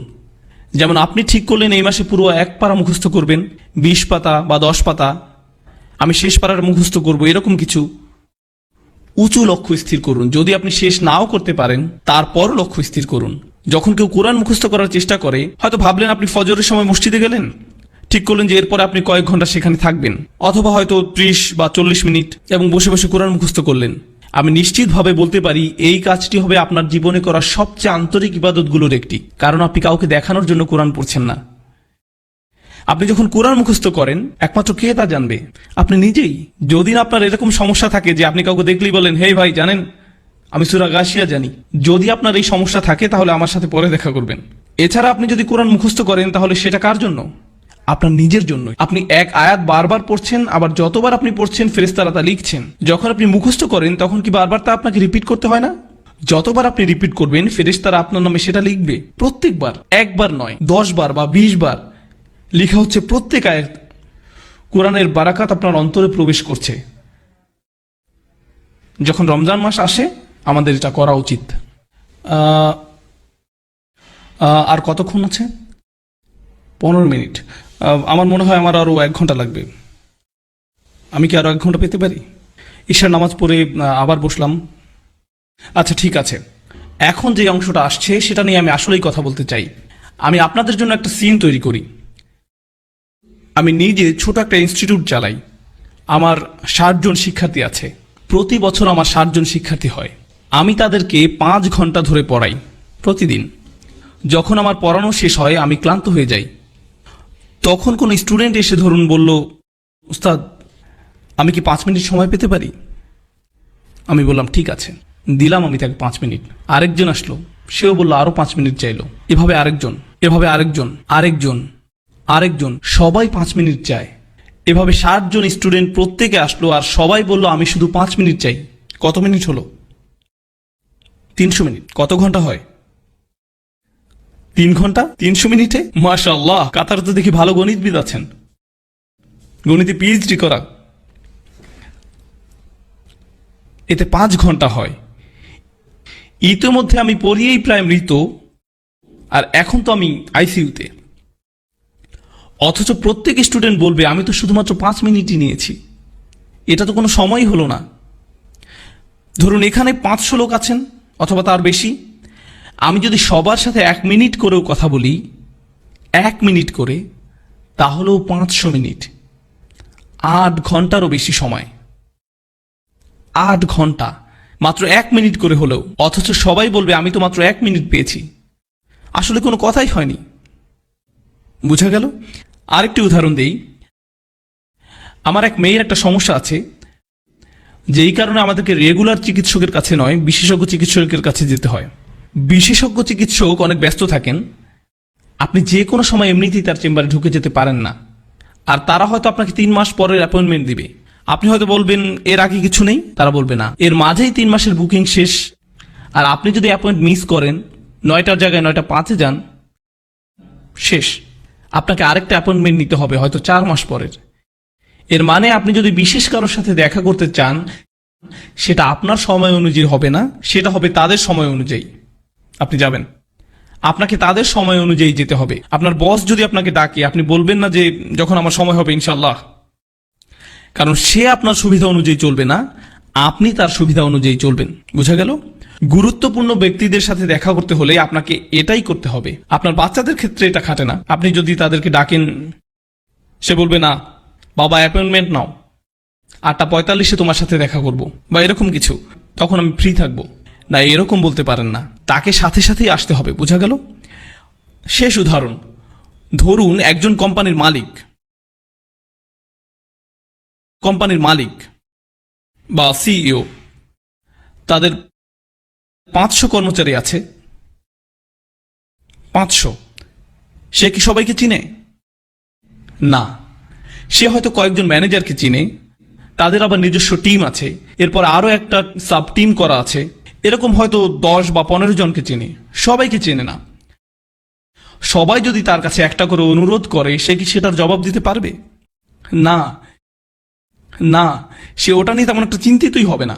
সে ভাবে এই লোক আবার কি সিকিউরিটি গার্ড, আমার সেটা নিয়ে এত মাথা ব্যথা নেই। আমি হলাম সিইও, এই লোক আবার কি অ্যাকাউন্টেন্ট, তাতে আমার কি, সে সামান্য একজন কর্মচারী। এখন এই আয়াতটি বোঝার চেষ্টা করুন। ওয়াইযা সাআলাকা ইবাদি আন্নী ফাইন্নী করিব। আমার দাস যখন আপনাকে আমার সম্পর্কে জিজ্ঞাসা করে, আমি তার একদম কাছেই। উজিবু দাওয়াতাদ দাঈ ইযা দাআন। যখন কেউ আমাকে ডাকে, আমি তার ডাকে সাথে সাথে সাড়া দিই। আমি তোমাকে অপেক্ষা করাবো না, কখনোই নয়। তোমার কল ভয়েস মেইলেও পাঠিয়ে দিব না। এটাও বলা হবে না যে 24 ঘন্টা পরে। আমি তোমার ডাকের সাথে সাথে তার জবাব দিব। একজন মানুষের পক্ষে এটা সম্ভব নয়। এমনকি যদি আমি আপনাকে অনেক ভালোবাসি, তারপরও আমার পক্ষে এটা সম্ভব নয়। আমি আমার মেয়েদেরকে অনেক ভালোবাসি, কিন্তু তারা যখন গাড়ির পেছনে বসে সবাই একসাথে কথা বলা শুরু করে, আমার পক্ষে কি সবাইকে জবাব দেওয়া সম্ভব হয়? না। তাদের একজন বলল আমি আইসক্রিম খাবো, আরেকজন বলল আমি পিজা খাবো, আরেকজন বলল আমি বাসায় গিয়ে ঘুমাতে চাই, আরেকজন বলল চলো পার্কে যাই। আমার পক্ষে এর মাঝে একটাই হয়তো করা সম্ভব। আমি সবার আবদার একসাথে মেটাতে পারবো না, আমার সেই ক্ষমতা নেই। যদিও আমি তাদেরকে ভালোবাসি, আমাকে বলতে হবে আমি দুঃখিত, আমার পক্ষে সম্ভব নয়। আল্লাহ তার রসুল সাল্লাল্লাহু আলাইহি সাল্লামকে বলছেন, যখন তারা আমার সম্পর্কে জানতে চায়, আমি খুব কাছে আছি। যখন তারা ডাকবে, আমি তখনই যাকে সাড়া দিব। আমি তাদের দুয়ার জবাব যখন চাইবে তখনই দিব। যখন তারা ডাকবে, আমি তখনই যাকে সাড়া দিব। বাচ্চাদের কান্নায় আপনাদের বিরক্ত হওয়া ঠিক নয়। বোন, আপনার বাচ্চা যদি কান্না করে সমস্যা নেই, অন্য বোনেরা তার দিকে তাকানো বন্ধ করুন। ওনার দিকে তাকানো বন্ধ করুন। সুন্দর লাইট বা অন্য কিছু দেখুন। জ্বলন্ত চোখে তার দিকে তাকাবেন না। আর আপনার বাচ্চা যদি অনেক বেশি কান্না করে তাহলে বাইরে থেকে ঘুরে আসুন। এগুলোই আমার শর্ত। মায়েরা যে প্রোগ্রামে আসে এতে আমাদের খুশি হওয়া উচিত। এটা সহজ নয়, সন্তান প্রতিপালন কঠিন কাজ। তারা যে এখানে এসেছেন এতে আপনাদের খুশি হওয়া উচিত। আল্লাহ এই মা ও তার সন্তান সহ সকল সন্তানদের মাঝে এবং তাদের জীবনে বারাকা প্রদান করুন। এটা করতে অনেক প্রচেষ্টার দরকার হয়, শুধু গাড়িতে তুলতেই তো অনেক কষ্ট হয়, তার উপর এই ট্রাফিক জ্যামের মাঝে আপনার গাড়ি চালাতে হয়। ইন্না লিল্লাহি ওয়া ইন্না ইলাইহি রাজিউন। একজন বাথরুমে যেতে চায় তো অন্যজন ক্ষুধার্ত, আরেকজন ঘুম থেকে জাগালেন তো কাঁদতে লাগলো। এটা একাকী থাকার মতো নয় যে চলো মসজিদে যাই আর চলে গেলেন। এটা এরকম নয়, এটা এরকম নয়। সম্ভবত এখানকার বাবারা তাদের সন্তানদের কান্না চিনতে পারছেন, তখন এই ভেবে খুশি হন যে আলহামদুলিল্লাহ আমার বউ এখানে আছে, আমাকে আর দেখতে হবে না। সালাতের পর আমি যেটা বলতে চাই সেটা হচ্ছে এই আয়াতে যে দোয়াটি আছে সেটি সম্পর্কে। বিশেষত এই আয়াতের মাঝে যত রত্ন লুকিয়ে আছে, আল্লাহর তরফ থেকে যে এই আয়াত কত উপহার দেওয়া হয়েছে তা গণনা করে শেষ করা যাবে না। আমি আপনাদের সাথে কিছু শেয়ার করতে চাই ইনশাআল্লাহ। কেন? কারণ আমি আপনাদের সবাইকে উৎসাহিত করতে চাই যেন এই রমজান হয় কোরআনের মাস, দুয়ার মাস, আর আপনারা যেন দুইটিকে একসাথে করতে পারেন। ইনশাআল্লাহ আমরা আলোচনা করব কিভাবে আমরা এই দুইটি একসাথে করব। যতবার আপনার সামনে হালাল উপার্জনের পথ আসে অথবা আরও অর্থ উপার্জনের উপায় আসে সেটা হয়তো ঠিক হালাল নয়, তখন আপনি নিজেকে মনে করিয়ে দেন ওয়ালি তুকাব্বিরুল্লাহ, আল্লাহ এই অর্থ থেকে অনেক বড়, তাই আমি এটা করব না। প্রতিবার আপনি যখন ঘুমে থাকেন আর ফজরের আজান দেয়, শয়তান আপনাকে চেপে শুয়ে রাখতে চায়, শয়তান আপনাকে বলবে আরো 5 মিনিট। তখন আপনি নিজেকে বোঝান 5 মিনিট, আমি এখন প্রথম রাকাত ধরতে পারবো না, কোনো ব্যাপারই না, যখন ইচ্ছা তখনই ঘুম থেকে উঠে যাওয়া আমার জন্য কোনো ব্যাপারই না। এরপরে যে জিনিসটা আপনি জানেন সেটা হলো সকাল 10টা। যখন এরকম হয় তখন আপনি বলুন ওয়ালি তুকাব্বিরুল্লাহ, আল্লাহ আমার থেকে বড়, আমার ঘুমের থেকেও আল্লাহ বড়। এটার অর্থ এটাই, আল্লাহকে সবচেয়ে বেশি প্রায়োরিটি দেওয়া। আমার নিজের আকাঙ্ক্ষা, আমার নিজের সালা, আমার নিজের অলসতা, নিজের লালসা, নিজের ক্ষুধা, লোভ, এগুলো থেকেও আল্লাহকে বেশি প্রায়োরিটি দেওয়া জীবনে। এটাই হচ্ছে রমজানের ট্রেনিং। ওয়ালি তুকাব্বিরুল্লাহ আলা মা হাদাকুম ওয়া লাআল্লাকুম তাশকুরুন। আর আয়াতটি শেষ হলো এইভাবে যেন আমরা কৃতজ্ঞ হতে পারি। প্রশ্ন হলো কিসের জন্য কৃতজ্ঞ? আয়াত শুরু হয়েছে রমজান মাস, আর এই মাসেই কোরআন নাজিল হয়েছে। অর্থাৎ প্রথমে যে নিয়ামতের জন্য আমরা আল্লাহর কাছে কৃতজ্ঞ থাকবো সেটা কি? কোরআন। যেন আপনি কোরআনকে সত্যিকারের কদর করতে পারেন। এই দেখে ধরুন আমি আপনার বাসায় গেলাম আর আপনাকে একটা উপহার দিলাম, এই দেখো আমি এটা তোমার জন্য কিনেছি। আমি হয়তো আপনার জন্য ছোট একটা ক্রিস্টালের জিনিস কিনেছি, পাকিস্তানিরা আবার ক্রিস্টালের জিনিস খুব পছন্দ করে। আপনি বললেন বাহ, এটা তো খুব সুন্দর, ধন্যবাদ। তারপর দূরে ছুঁড়ে ফেলে দিলেন। এটা কি অপমানজনক নয়? আমি আপনাকে একটা উপহার দিলাম আর আপনি কি করলেন? আমার সামনেই ধন্যবাদ দিয়ে সেটা ছুঁড়ে ফেলে দিলেন। অথবা ধরুন আমি বললাম হেই, আমি তোমার জন্য একটা বই কিনেছি, মনে হয় তুমি পছন্দ করবে। আপনি এক টুকরো কাপড় নিলেন এবং সেটাকে পেঁচিয়ে একেবারে ফ্রিজের উপরে তুলে রাখলেন। আমি এইভাবে রাখার জন্য আপনাকে বইটি দেইনি। কেন দিলাম বইটি আপনাকে? যেন আপনি এটা পড়তে পারেন। আপনি এই উপহারের জন্য সন্তুষ্ট নন, বুঝলেন? আল্লাহ বলছেন যেন তোমরা কৃতজ্ঞ হতে পারো, যেন আপনি এমনভাবে কোরআন কদর করতে পারেন যেমন আপনি আগে করেননি। রমজান যখন শেষ হয়ে যাবে তখন মনে হবে আপনি কোরআনের সাথে একটা নতুন সম্পর্ক গড়লেন। আপনি এটাকে কখনোই আর সরিয়ে রাখতে পারবেন না। সব সময় মনে হবে এর থেকে আরো কিছু জানতে হবে। আল্লাহ আমাদেরকে তার সাথে যোগাযোগের একটা সরাসরি লিঙ্ক দিয়েছেন। অন্য কোনো ধর্মে সেটা নেই, অন্য কোনো ধর্মে নেই। সালাতে আমরা যেটা অনুভব করি সেটা হচ্ছে আল্লাহর সাথে সরাসরি যোগাযোগ। আক্ষরিক অর্থেও সালাতের অর্থ হচ্ছে যোগাযোগ। আক্ষরিকভাবেও এটা যোগাযোগই বোঝায়। আর আল্লাহর যে কালাম আমরা সালাতে পড়ি তা দিয়ে হয় আমাদের সেই যোগাযোগ। এটা হচ্ছে আসমান থেকে জমিনে আল্লাহর প্রসারিত একটি দড়ি। আপনি সব সময় চাইবেন আরো বেশি পড়তে। কোরআনের সাথে আপনার যোগাযোগ যত বেশি হবে, আল্লাহর সাথে আপনার যোগাযোগ তত ভালো হবে। কোরআনের সাথে আপনার যোগাযোগ যত কম হবে, আল্লাহর থেকে আপনি তত দূরে সরবেন। এটা একটা প্রতিষ্ঠিত সত্য। আমাদের পুরো জীবনের একটা লক্ষ্য থাকতে হবে যে আমরা যেন এই বইয়ের আরো কাছে যেতে পারি। আর কেউ কখনোই বলতে পারে না যে তার কোরআনের কাছাকাছি, কেউ না। এটা এমন একটি সমুদ্র যা শেষ হবার নয়। আমি বলতে পারবো না আলহামদুলিল্লাহ এই লেকচার আপনাদের জন্য, আমার জন্য নয়। আসলে আগে আমার নিজের জন্যই, তারপরে আপনাদের জন্য বলছি আমি। কারণ আপনি যত গভীরে যাবেন যে আমি তো কিছুই জানি না, আমার আরো দরকার, আরো। এখন আসছে দোয়ার আয়াতটি। সুবহানাল্লাহ, এর প্রত্যেকটি শব্দ, প্রথমে শুরু করি ইদা দিয়ে। ওয়া ইদা সাআলাকা ইবাদি আন্নি, অর্থাৎ ইদা দিয়ে শুরু হয়েছে। ইদা অনুবাদ করা হয় যখন, আরবি এবং ইংলিশ দুইটাতেই একটা পার্থক্য আছে, যখন এবং যদির মাঝে। আমি চাই যে আপনারা যখন এবং যদির পার্থক্যটা বুঝুন। যদি এর আরবি হচ্ছে ইন। আল্লাহ বলেননি যে যদি আমার বান্দা আপনাকে জিজ্ঞেস করে আমার ব্যাপারে, বরং বলেছেন যখন জিজ্ঞেস করে। ধরুন একজন মায়ের কথা, যার ছেলে আর্মিতে গেছে এবং সে যুদ্ধও গেছে। অনেক দিন মায়ের সাথে কোনো যোগাযোগ নেই, কোনো কল বা ইমেইল কিছুই না। মায়ের তো অবশ্যই ছেলের কথা মনে পড়বেই। মা কি বলবে, যখন আমার ছেলে আসবে তখন আমি খুশি হব? নাকি বলবে যদি আমার ছেলে আসে আমি খুশি হব? সে বলবে যখন আমার ছেলে আসবে তখন আমি খুশি হব। বলেন যখন। আপনি তখন যদি বলেন না, বলবে না যে যদি ছেলে আসে তাহলে আমি খুশি হব। কারণ সে যদি বলে যে যদি আমার ছেলে আসে তাহলে আমি খুশি হব, এর অর্থ সে এটা মেনেই নিয়েছে যে তার ছেলে মরে যাবে। কিন্তু যদি বলে যখন, তার মানে সে আশা করছে যে সে ফেরত আসবে। যখন আপনি কাউকে হারিয়ে ফেলেন আর আপনি চান যে তারা ফিরে আসুক, আপনার অন্তর এটা মেনেই নিতে পারবে না যে সে আসবে না। আপনি তখন যদি বলেন না, বলেন যখন। আল্লাহ বলছেন যখন আমার দাস তোমাকে জিজ্ঞেস করবে। উনি বলেননি যদি আমার দাস তোমাকে জিজ্ঞেস করে। কেন? কারণ আল্লাহ আশা করছেন যে আমরা এই ব্যাপারে জিজ্ঞেস করব। উনি অপেক্ষা করছেন আমাদের ডাকের জন্য। এটা অনেকটা এমন যে আল্লাহ অপেক্ষা করছেন কখন আমরা চাইব। সুবহানাল্লাহ। যখন, এই একটি শব্দের মাঝে আছে বিশ্বাস, আশা, ভালোবাসা, সবকিছু।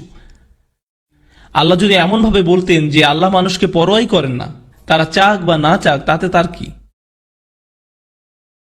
এবার আসি সাআলা শব্দটি নিয়ে। এটা অতীতকাল। ইদা ইয়াসআলুও বলা যেতে পারে, যেটা দিয়ে বর্তমান কাল বোঝায়। ইদা অতীতকাল এবং বর্তমান কাল এই দুই ক্রিয়ার সাথেই ব্যবহার হয়।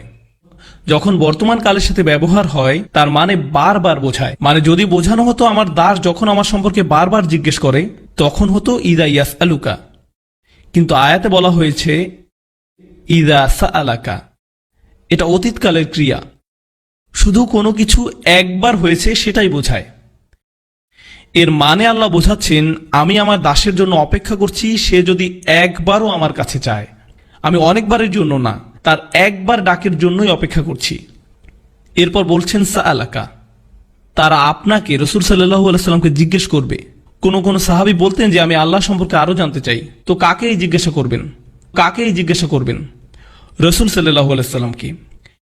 এরপর আল্লাহ বলছেন সাআলাকা ইবাদি, বলেননি যে সাআলাকা হাউলা। সাআলাকাল্লাযীনা আমানু, যারা বিশ্বাস করে তারা জিজ্ঞেস করলে। সাআলাকাল মুমিনুন, মুমিন বান্দারা জিজ্ঞেস করলে। সাআলাকাল মুসলিমুন আসহাবুক। তিনি বলছেন ওয়া ইযা সাআলাকা ইবাদি, আমার দাসেরা, আমার দাসেরা। উনি বলেননি যে ইবাদুনা বা ইবাদুল্লাহ, বলেছেন ইবাদি। শেষের এই ই দিয়ে বোঝায় আমার দাস। আল্লাহ কোরআনে সে, আমরা, আমি এগুলো ব্যবহার করেছেন বিভিন্ন সময়। আমি, কখনো উনি আমি ব্যবহার করেন, কখন উনি আমি ব্যবহার করেন যখন হয় উনি বেশি ভালোবাসা দেখান অথবা বেশি রাগ প্রকাশ করেন। শুধু এই দুই প্রেক্ষাপটে। আপনি যদি কোরআনের একটি আয়াত পড়েন যাতে আমি ব্যবহার করেছে, সেক্ষেত্রে দেখবেন হয় আল্লাহ অসম্ভব ভালোবাসা দেখিয়েছেন অথবা প্রচন্ড রাগ দেখিয়েছেন। সাধারণ কোনো ক্ষেত্রে সেরকম হয়নি। এটা হচ্ছে এমন আয়াত যাতে অসম্ভব ভালোবাসা দেখিয়েছেন। তাই উনি বলছেন ইবাদি, ইবাদুনা বলেননি, আমার দাস বলেছেন। আমরা অনেক সময় আমাদের কাছের কেউ দূরে থাকলেও বলি আমার ভাই, আমার বোন, আমার বাবা, আমার মা। এর মানে এই না যে আপনি ওদের মালিক। এ দিয়ে তাদের প্রতি আপনার ভালোবাসাটার প্রকাশ পায়। যখন আপনি কারোর জন্য ব্যবহার করেন, এক্ষেত্রে তারা হচ্ছে আল্লাহর দাস। এমন হতে পারে এরা হয়তো আল্লাহর ইবাদতই করেনি। এখন তারা কার কাছে জিজ্ঞেস করেছিল? দেখি আপনাদের মনোযোগ কেমন আছে। তারা কি আল্লাহর কাছে সরাসরি জিজ্ঞেস করেছিল নাকি রাসূলুল্লাহ সাল্লাল্লাহু আলাইহি সাল্লামের কাছে জিজ্ঞেস করেছিল? তারা রাসূল সাল্লাল্লাহু আলাইহি সাল্লামের কাছে জিজ্ঞেস করেছিল। এখন আমি অর্থটা আবার বলি, যখন তারা আমার সম্পর্কে জিজ্ঞেস করে তাহলে তাদেরকে বলো আমি নিকটে। আয়াতে কিন্তু বলা হয়নি তাদেরকে বলো, আয়াতে বলেছে ফাইন্নী করিব। যখন তারা আমার সম্পর্কে জিজ্ঞাসা করে তখন আমি একদম কাছে। তখন আমি একদম কাছে। কোন জিনিসটা বলা হয়নি? তাদেরকে বলো ফাকুল্লাহুম ইন্নী করিব। কিন্তু এখানে কোনো ফাকুল্লাহুম নেই। কেন? লোকজন রাসূলুল্লাহ সাল্লাল্লাহু আলাইহি সাল্লামের কাছে জিজ্ঞেস করতে এসেছিল। হয় না আমাদের সময় লোকজন আলেমদের কাছে গিয়ে জিজ্ঞেস করে, আল্লাহ কি আমার দোয়া শুনবে? আমার অনেক ভুল হয়, আমার অনেক নামাজ বাদ গেছে, আল্লাহ কি তারপরও আমার দোয়া শুনবে? আল্লাহ কি আমাকে জাহান্নামে নিক্ষেপ করবে? এগুলো মানুষ আলেমদেরকে জিজ্ঞেস করে। আর এই ক্ষেত্রে সাহাবীরা রাসূলুল্লাহ সাল্লাল্লাহু আলাইহি সাল্লামকে জিজ্ঞেস করেছিলেন। আল্লাহ নিজেই সরাসরি উত্তর দিলেন। উনি রাসূলুল্লাহ সাল্লাল্লাহু আলাইহি সাল্লামকে দিয়ে নয়, বরং উনি আপনার সাথে, আমার সাথে সরাসরি কথা বলা শুরু করলেন। আমি এত কাছে যে আমি তোমার সাথে কথা বলছি। আমি এমনকি রাসূল সাল্লাল্লাহু আলাইহি সাল্লামকেও বলছি না যে তোমার সাথে কথা বলতে, আমি সরাসরি তোমার সাথে কথা বলবো। এখানেই কোরআনের সৌন্দর্য। লোকজন রাসূলুল্লাহ সাল্লাল্লাহু আলাইহি সাল্লামের কাছে জিজ্ঞাসা করতে আসলো, আর আল্লাহ বলেননি যে আপনি ওদেরকে গিয়ে বলুন, বরং উনি ঠিক করলেন যে উনি নিজেই বলবেন, আমি খুব কাছে। তুমি আমাকে বিশ্বাস করো না কেন? আমি বললাম তুমি বিশ্বাস করো না? বললাম ইন্নি শব্দটার কারণে। ইন্নি মানে বাংলায় অবশ্যই, কোনো কিছু নিঃসন্দেহে বোঝাতে ইন্নি শব্দ ব্যবহার হয়। তাই কেউ যদি কোনো ব্যাপারে সন্দেহ পোষণ করে তখন ইন্না ব্যবহার করা হয়। এখানে আল্লাহ বলছেন কখনোই আমি কাছে নেই, এই সন্দেহও করো না। কেন তুমি সন্দেহ করছো যে আমি কাছে নেই? কেন তুমি ভাবছো যে আমি তোমার থেকে দূরে সরে যাব? তুমি আমার থেকে দূরে সরে গেছো, আমি না, তুমি সরেছো। তুমি আমার অবাধ্য হয়েছো, তুমি আমাকে ভালোবাসা বন্ধ করেছো। আমি কখনো তোমাকে ভালোবাসা বন্ধ করিনি। তুমি দূরে সরেছো, আমি সবসময় কাছে ছিলাম। আবার করিব শব্দটাও, করিব হচ্ছে ইসমে সিফা, যার অর্থ আমি সবসময় আছি। পুরো বাক্যটা দ্বারা অবশ্যই আমি সবসময় আছি, কাছেই। আমার দাস এটা জানুক। আরেকটা ব্যাপার হচ্ছে, আল্লাহর কতগুলো নাম আছে? অন্তত ৯৯টা। কত সুন্দর সুন্দর নাম আল্লাহর। তাই যখন মানুষ জিজ্ঞেস করলো আল্লাহ সম্পর্কে, তখন তাদেরকে আল্লাহর কোন নামটা বলা সবচেয়ে বেশি জরুরি? ওনার কোন গুণটা? যে উনি একদম কাছেই। কেন? কারণ যখন উনি কাছে আছেন, আমাদের জন্য ওনার সাথে কথা বলা সহজ হয়। কেউ যখন দূরে থাকে তখন আমরা তার সাথে কথা বলি না, আর কেউ যখন কাছে থাকে আপনি তার সাথে কথা বলতে পারেন। যখন কেউ কাছে থাকে আপনি তাকে সম্মান করেন। বোঝা গেল? আচ্ছা, এখানের কয়জন বাচ্চা স্কুলে আছে? 4 জন। বাকিরা কি করে? আচ্ছা যাই হোক, যদি আপনি স্কুলে থাকেন আর টিচার ক্লাসরুমের বাইরে দিয়ে হেঁটে যায়, তখন কি আপনার আচরণে কোনো পরিবর্তন আসে নাকি আসে না? মিথ্যা বলবেন না, আপনি এখন মসজিদে আছেন। বাইরে গিয়ে মিথ্যা বলুন। না না, আমি জাস্ট মজা করলাম। যখন টিচার আপনার কাছে থাকে আপনার ব্যবহার একরকম হয়। ধরুন আপনি একটা পরীক্ষা দিচ্ছেন, টিচার হেঁটে বেড়াচ্ছে, আপনি কি আপনার পরীক্ষার খাতা একটু ঢেকে ফেলেন না? এমনকি ছায়া দেখলেও কেঁপে উঠেন। বিশেষত উনি যদি আপনার টেবিলে হাত রাখে আর আপনার খাতার দিকে তাকিয়ে একটু মালাকুল মউত। আমি আমার স্টুডেন্টদের সাথে এরকম করি, কারণ আমি তাদেরকে মানসিকভাবে টর্চার করতে পছন্দ করি। এটাই টিচিং এর সবচেয়ে বড় মজা। আপনি তাদেরকে নিয়ে খেলতে পারেন। আল্লাহ বলছেন, যদি আমার দাস আমার সম্পর্কে জানতে চায় তাহলে বলুন আমি একদমই কাছে আছি। কেউ যখন কাছে থাকে, আপনি যখন আশেপাশে পুলিশ অফিসার দেখেন, আপনি অন্যরকম আচরণ করেন। আপনি যখন দেখেন আপনার বস পাশে আছে, যখন জানেন টিচার কাছে আছে, আপনি ভিন্ন আচরণ করেন। যখন আপনি দেখেন আপনার মা পাশে আছে, বন্ধুদের সাথে ভিন্নভাবে কথা বলেন।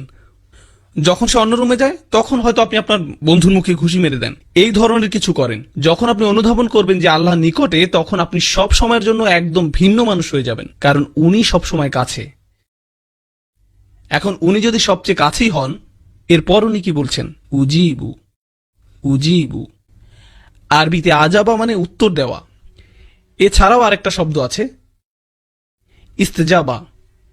কোরআনের অন্য এক জায়গায় আল্লাহ বলছেন ফাস্তাজাবা লাহুম রব্বুহুম। তিনি আজাবা লাহুম বলেননি, তিনি বলেছেন ফাস্তাজাবা লাহুম। তাদের প্রভু তাদের ডাকে সাড়া দেন। দেখা যাচ্ছে দুইটা শব্দ আছে আরবিতে, আজাবা আর ইস্তেজাবা। আজাবা আর ইস্তেজাবা। আজাবা দিয়ে বোঝায় যেটা সাথে সাথে হবে। যখন আপনি কোনো দেরি করা ছাড়াই কাউকে জবাব দেন, সেটাকে বলা হয় ইজাবা। আর যখন আপনি সময় নিয়ে জবাব দেন, সেটাকে বলা হয় ইস্তেজাবা। আল্লাহ বলছেন উজিবু। এর মানে উনি কিভাবে দোয়ার উত্তর দেন? সাথে সাথে, কারণ উনি সবসময় কাছে।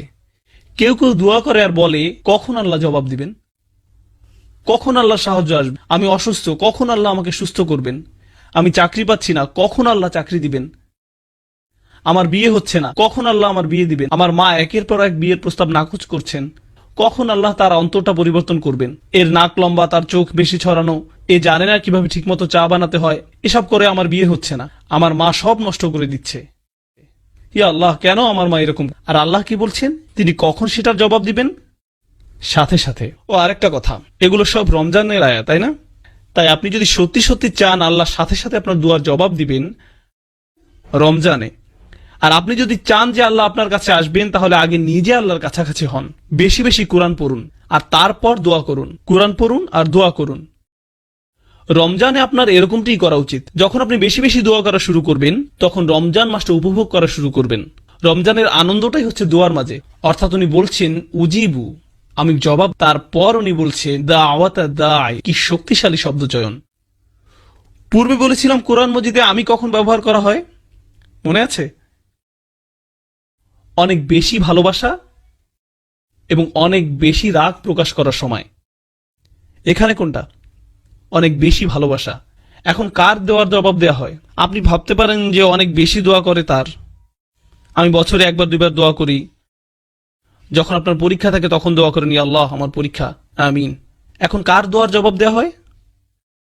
অথবা গাড়ি চালানোর সময় লাল বাতি অতিক্রম করে গেলেন আর বিশাল জরিমানা দিতে যাচ্ছেন, তখন দোয়া করেন এই বলে, ইয়া আল্লাহ ক্যামেরা এবং লাইসেন্স প্লেটের মাঝে কভার সৃষ্টি করে দাও, আমি যেন অথরিটি থেকে কোনো মেসেজ না পাই, ইয়া আল্লাহ। তখন আপনার আল্লাহকে স্মরণ হয়। কেউ যদি অনেকবার দোয়া করে তাহলে দোয়া শব্দটি ব্যবহার হয়, কিন্তু কেউ যদি শুধু একবার দোয়া করে সেটা প্রকাশ করতে ব্যবহার করা হয় দাওয়াতুন। দাওয়াত শব্দটি শেষে তা মারবুতা নির্দেশ করে যে এটা একমাত্র একবার ঘটে। যেমন দরাবায়ের অর্থ হলো প্রহার করা, কিন্তু দরাবাত মানে একবার প্রহার করা। আকালা মানে খাবার, কিন্তু আকালা অর্থ একবারের খাবার। তা মারবুতা এটাকে একবারের জন্য বানিয়ে দেয়।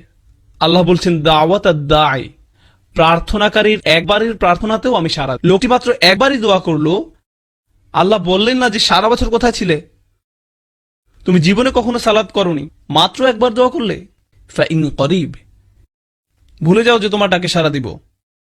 আপনি যদি কোনো অফিসের কর্মচারী হন আর বছরে মাত্র একবার অফিসের নিজের চেহারা দেখালেন, আপনার চাকরি থাকবে না।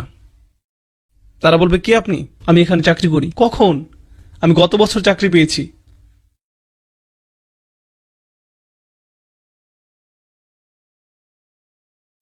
বস কি বলবে? হ্যাঁ শিওর, হ্যাঁ এক্ষুনি আপনি শুরু করতে পারেন, আপনার জন্য একটা প্রমোশনের ব্যবস্থা করে দিই। না, এটা হবে না। দাওয়াত শব্দের মাধ্যমে আল্লাহ বলছেন যে জীবনে একবার দোয়া করা ব্যক্তির জন্য তিনি সাড়া দিবেন। নিজেকে এটা বলে বোঝাবেন না যে আমার তো দাড়ি নেই, নিজেকে এটা বলে বোঝাবেন না যে আমার তো দাড়ি নেই, আল্লাহ আমার ডাকে সাড়া দিবেন না। কেবল গোফ রয়েছে, আল্লাহ আমার দোয়া কবুল করবেন না। রমজানে মুভি দেখতে পারবো না, তাই আগে থেকে 3টা মুভি দেখে ফেলেছি, এখন আমি দোয়া করব। আল্লাহ তারপরও সাড়া দিবেন আপনার ডাকে। এটা শুনে আবার কেউ মুভি দেখতে যাবেন না। কখনো মনে করবেন না যে আল্লাহ আপনার দোয়ায় সাড়া দিবেন না। এবার আপনি বলতে পারেন, আচ্ছা লোকটি একটি দোয়াই করেছে, কিন্তু হতে পারে যে সে একজন খুব ভালো মানুষ, হতে পারে যে সে একজন সালেহ, একজন মুমিন, হতে পারে তার অনেক তাকওয়া আছে কিংবা তার ইলম বেশি, এও হতে পারে যে সে তওবা করেছে। উজিবুদ দাওয়াত দাই, আমি তার আহ্বানে সাড়া দেই যে তওবা করে। আল্লাহ তা বলেননি, তিনি বলেছেন আমি সেই মানুষটিকে সাড়া দেই, দাওয়া তার একটি দোয়াতেই সাড়া দেই। আর দা, যে ডেকেছে। এই মানুষটির উদাহরণ কিরূপ? সে কি করেছে? সে ডেকেছে। অন্য কথায় আল্লাহ কি তার কাছ থেকে অন্য কোনো গুণ আশা করেছেন? তিনি কি বলেছেন দাওয়াতুল মুসাল্লি, দাওয়াতুল মুত্তাকি, দাওয়াতুল মুমিন? না, তিনি বলেননি যে আপনার তাকওয়া থাকতে হবে, আপনার ঈমান থাকতে হবে, বলেননি আপনার ইলম থাকতে হবে। এই দোয়ায় বলেননি। কেন? কারণ আল্লাহ এখানে সেই সব মানুষের সাথে কথা বলছেন যারা আল্লাহ থেকে বহু দূরে চলে গেছে, এবং তিনি প্রথমেই তাদের বলছেন যে দেখো আমি কাছেই আছি। এরপর তিনি তাদের বলেন দেখো আমি জানি এই একটি দোয়া ছাড়া তোমাদের কাছে এই মুহূর্তে আর কিছুই নেই, ঠিক আছে দাও আমাকে এই একটি দোয়াই দাও। যদিও তুমি একজন দায়ী, শুধুই একজন আহ্বানকারী, তোমার জন্য আমার কাছে আর কোনো বিবরণ নেই। আমি তোমাকে এখনো পর্যন্ত একজন সালেহ রাখতে পারি না, মুসলিম ডাকতে পারি না, মুমিন ডাকতে পারি না, আমি তোমাকে কিছুই ডাকতে পারি না। আমি শুধু তোমাকে রেখেছি একজন দায়ী হিসাবে, একজন আহ্বানকারী। সুবহানাল্লাহ, সেটি কোনো যোগ্যতাই নয়। আরো আগানোর আগে বলে রাখি, আমি বলেছিলাম কখনো একজন বসের 500 জন কর্মচারী থাকে, সে কি তাদের সকলের নাম জানে? না, বিশেষ করে সেই কর্মচারীকে যে তাকে পুরো জীবনে মাত্র একটি ইমেইল করেছে। একটি ইমেইল কিভাবে সে তাকে মনে রাখবে? কর্মচারীটি যদি তাকে টেক্সট মেসেজ পাঠায়, সে জানবে না নাম্বারটি কোথা থেকে এসেছে।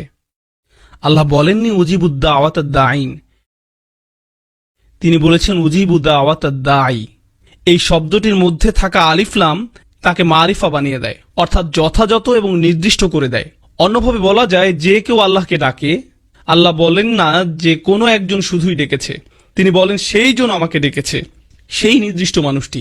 আপনি আল্লাহর কাছে নির্দিষ্ট, তিনি আপনাকে বিশেষভাবে ব্যক্তিগতভাবে চিনেন।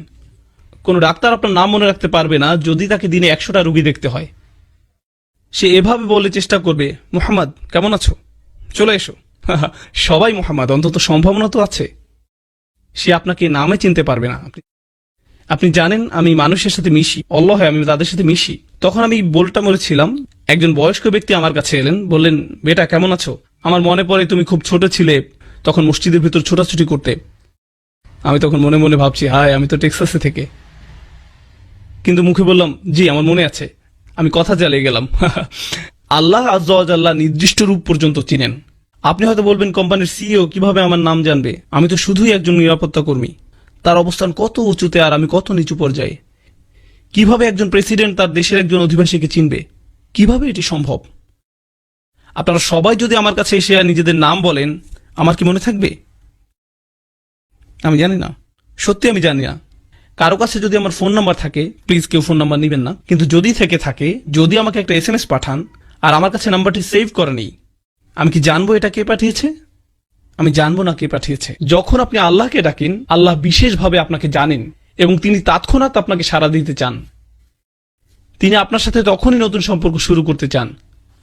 গতকাল যা হয়েছে তা হয়ে গেছে, আজ থেকে শুরু করুন। আপনি আজই মুসলিম হয়ে উঠুন, আজ থেকেই আল্লাহকে ডাকতে থাকুন। উজিবু দাওয়াতাদ-দাঈ। এবার যে প্রশ্নটি আপনাদের আগে করেছিলাম, যে সমস্যাটি আপনাদের দিয়েছিলাম, সেটা ছিল যে ধরুন আপনি একজন গুরুত্বপূর্ণ মানুষের সাথে দেখা করতে চান, সেটি কার শিডিউল হবে, আপনার নাকি গুরুত্বপূর্ণ ব্যক্তির? গুরুত্বপূর্ণ ব্যক্তিটির শিক্ষামন্ত্রীর সাথে দেখা করতে চাইলে আপনি তার মন্ত্রণালয়ে হেঁটে গিয়ে তাকে বলবেন না যে, হেই চলুন আপনার সাথে আমার 1 মিনিট কথা আছে। আমি ডিসিতে গিয়ে বলবো না যে ওবামার সাথে আমার পিৎজার স্লাইস খাওয়া প্রয়োজন। আপনি এমনি এমনি প্রেসিডেন্টের কাছে যেতে পারবেন না। আপনি যদি একজন কর্মচারী হন, যেমন কেউ যদি আগে মাইক্রোসফটে কাজ করত যখন বিল গেটস ছিল, আপনি বলবেন, হেই বিল আমার সাথে পিৎজা খাবে? আপনি সেটা করবেন না, আপনার জন্য তার সময় নেই। আল্লাহকে ডাকার ভালো সময় কোনটি? মানুষ বলে কোন সময়টি আল্লাহর কাছে দোয়া করার জন্য উত্তম, মানুষ তাই বলে। আর অবশ্যই আমরা রমজান নিয়ে কথা বলছি। তিনি কি বলেন এই ব্যাপারে? তিনি বলেন উজিবু দাওয়াতাদ-দাঈ ইজা, যে কোনো সময়, যে কোনো সময়, দাআনি যখনই সে ডেকেছে, যখনই তুমি আমাকে ডাকবে তখনই আমি তোমাকে সাড়া দিব। সকালে ডাকো আমি সাড়া দিব, বিকেলে ডাকো আমি সাড়া দিব, ঘুমোতে যাওয়ার আগে ডাকো আমি সাড়া দিব। সুবহানাল্লাহ, এটি সম্পূর্ণ আয়াত নয়, এটি আয়াতের প্রথম অংশ। আমি তোমাকে সাড়া দিব যখনই তুমি আমাকে ডাকবে, এটি আল্লাহর আহ্বান। এটা কিভাবে হয় যে আমরা এই আহ্বানকে উপেক্ষা করে যাই? কিভাবে একজন মানুষ আল্লাহর বাণী শুনে দোয়া না করে থাকতে পারে? আমি বুঝতে পারি না। তারপর তিনি বলেন, এতক্ষণে আমি তোমাকে আহ্বান করলাম, আমার আহ্বান হলো আমি তোমার কাছে আছি, আমি যে কোনো সময় তোমার ডাক শুনতে প্রস্তুত। যদিও তুমি একবার দোয়া করো, তারপরও আমি তোমার কথা শুনবো। দোয়া ছাড়া তোমার আর কোনো ইসলামিক গুণ না থাকলেও আমি তা শুনবো। তবে তোমার কি করা উচিত? আল্লাহ আপনার জন্য এত সব করছেন, আপনি তার জন্য কি করবে? তিনি বলেন ফালিয়াস্তাজিবু লি। আগে 2টা শব্দের কথা বলেছিলাম, আজাবা আর ইস্তেজাবা। ইস্তেজাবা মানে হলো উত্তর দেওয়ার চেষ্টা করা। কেউ আমাকে বললো, ভাই আপনার সাথে লাঞ্চ করতে চাই, আমি বলবো আমি সময় বের করতে চেষ্টা করব। আমি জানি না আমি এটা পারবো কিনা। চেষ্টা করার মানে আপনি সফল হতেও পারেন, আবার ব্যর্থও হতে পারেন। আল্লাহ বলেন ফালিয়াস্তাজিবু লি, তাদের অন্তত আমাকে সাড়া দেওয়ার চেষ্টা করা উচিত। তোমরা আমার কাছে কিছু জিনিস চাইছো, আল্লাহ বলেন তোমরা আমার কাছে ভালো চাকরি চাইছো, স্বাস্থ্য কামনা করছো, তোমাদের সন্তানদের নিরাপদে রাখতে বলছো, তোমাদের বাবা মায়ের জন্য আমার কাছে চাইছো, একটা বাড়ি চাইছো, তোমরা আমার কাছে সব কিছু চাইছো। আমিও তোমাদের কাছে কিছু আশা করছি। আমার চাওয়া বিষয়গুলোর ব্যাপারে তোমরা কি করবে? ফালিয়াস্তাজিবু লি, তাদের উচিত আমার ডাকে সাড়া দেয়া, তাদের উচিত আমাকে সাড়া দেয়া। এখন ব্যাপারটি হলো ফাতিহায়, সূরাতুল ফাতিহা, আমরা আল্লাহর কাছে কি চাই কেউ জানেন? আমরা চাই পথ প্রদর্শন, কিন্তু আল্লাহ আমাদের কাছে কি চান? ইবাদাহ। ইয়াকা নাবুদু ওয়া ইয়াকা নাস্তাইন। নাস্তাইন মানে আমরা সাহায্য চাই, কিন্তু আল্লাহর কাছে কিছু চাইবার আগে আমরা তার জন্য কি করব, আমরা তার জন্য কি করব? ইয়াকা নাবুদু, তিনি আমাদের জন্য কি করবেন? ইস্তিআনা, তিনি আমাদের সাহায্য করবেন। তাহলে আপনি আল্লাহর জন্য কি করবেন সেটা প্রথমে আসা উচিত, আর দ্বিতীয়ত আসবে আপনি নিজের জন্য যা চান। কিন্তু রমজানের এই আয়াতগুলোতে তিনি বলেন আমি তোমাকে সাড়া দিব যখনই তুমি আমাকে ডাকবে। এরপরে তিনি বলেন তোমার উচিত আমাকে সাড়া দেয়া।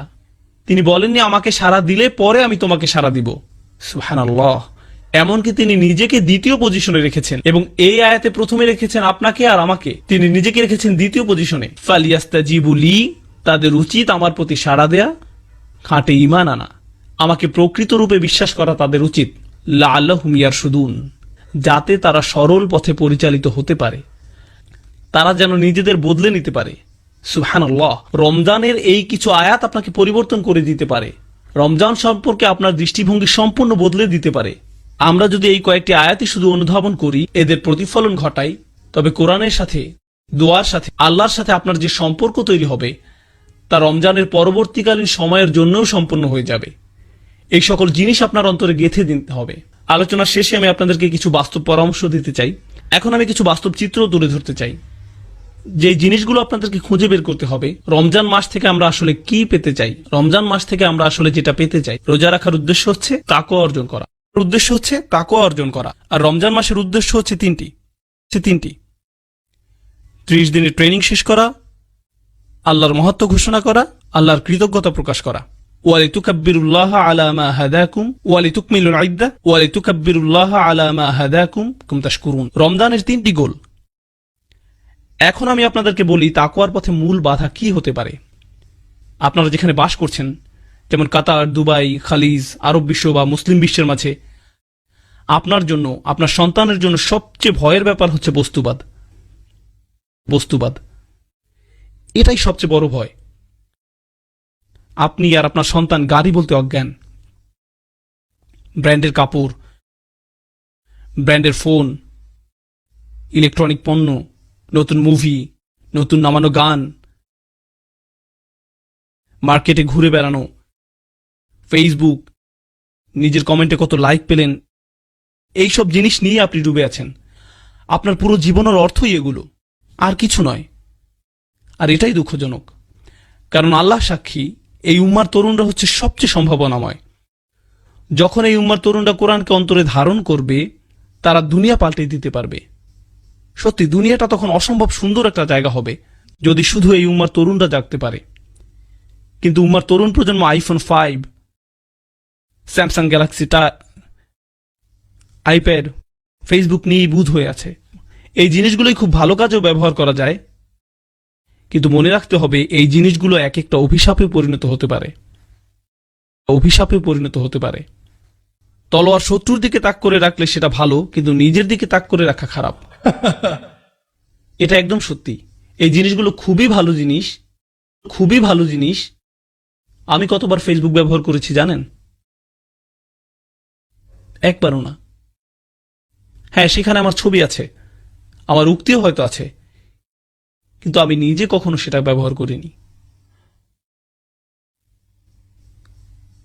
মাঝে মাঝে কেউ কেউ বলে, ব্রাদার আপনি কখনো টুইটারের জবাব দেন না। আমি বলি আমি সুন্নাহ পালন করার চেষ্টা করি যাতে মানুষের উপকারে আসে এমন কিছু বলতে, কিন্তু মানুষের সাথে অনলাইনে কথোপকথনে জড়াই না। আমাদের আরো গুরুত্বপূর্ণ কথোপকথন আছে আল্লাহর সাথে। আসলে কি আপনারা এত কথা চালাচালি করার সময় আছে? এত সময় কোথা থেকে আসে যে একটা ইউটিউবে ভিডিও নিজের সব কমেন্ট পড়ে বসে আছেন? কোথায় পান এত সময়? কোথায় পান? আমি অবাক হয়ে যাই। তাই আমাদের নিজেদেরকে আগে এসব থেকে বের হয়ে আসতে হবে। বিশেষত রমজানের সময় আমাদের যত সম্ভব এসব গ্যাজেট থেকে দূরে থাকতে হবে। আপনার ফোনের গেমস অ্যাপসগুলো মুছে ফেলুন। রমজানে সেগুলো মোবাইল থেকে সরিয়ে ফেলুন। আপনি হয়তো বলবেন ঠিক আছে আমি পরে আবার ডাউনলোড করব, তাও করুন। বোনেরা, এখনই ফেসবুক থেকে বের হন। আমি দেখছি না, কিন্তু যাই হোক বের হন ফেসবুক থেকে। আপনাদের ডিভাইস থেকে নিজেকে দূরে রাখুন। এটা আপনাকে করতেই হবে। বস্তুবাদ আমাদেরকে ধ্বংস করে ফেলেছে, আর আমি বলছি যে এর থেকে পরিত্রাণ পাওয়ার সহজ উপায় হলো আল্লাহর কালামটা বোঝা। একদম নিজের মাঝে আল্লাহর কালামকে বোঝা। আপনি যতই নিজের সাথে আল্লাহর কালাম বোঝা শুরু করবেন, আপনি ততই আর বস্তুবাদে আগ্রহী থাকবেন না। তা দিয়ে তখন আর আপনার আত্মার ক্ষুধা মিটবে না। আপনি শূন্যতা অনুভব করবেন। খালি কোরআন থেকে আনন্দ পাওয়ার চেষ্টা করুন, যেটা আগে করেননি। আপনি যখন কোরআন পড়েন তখন আপনি আল্লাহর সাথে কথা বলেন, তাই না? আর বেশি কি চাই আমরা? এখন আপনাদেরকে বিশেষভাবে কিছু বাস্তব পরামর্শ দিব, যদিও বস্তুবাদের এই সমস্যা সর্বত্রই। কিন্তু আমি খেয়াল করেছি মার্কেটে বা এই ধরনের জায়গায় সবাই পঙ্গপালের মতো ছুটছে। আমি তাদের উপর রাগ করি না, খালি আমার যেটা মনে হয় সেটা হলো তাদের হাতে কোরআন তুলে দেইনি। আমরা তাদের হাতে কোরআন তুলে দেইনি। আমরা খুশি হবার মতো কিছু তাদের হাতে তুলে দেইনি। এটা আমাদের দোষ। এখন আসছি শেষ অংশে, বিশেষত দর্শক সারির অভিভাবকদের জন্য কিভাবে আপনি আপনার রমজানকে ভালোভাবে কাজে লাগাতে পারেন সেটার কিছু টিপস। এখানে উপস্থিত সকলের রমজান নিয়ে কিছু লক্ষ্য থাকা দরকার। আমার পরামর্শ হলো আপনি কিছু ছোট সূরা মুখস্থ করতে পারেন। ছোট সূরা বলতে বোঝাচ্ছি 1-1.5 পাতার সূরা, কয়েকটি, যদি পারেন 4টি অথবা 2 থেকে 4টির মতো।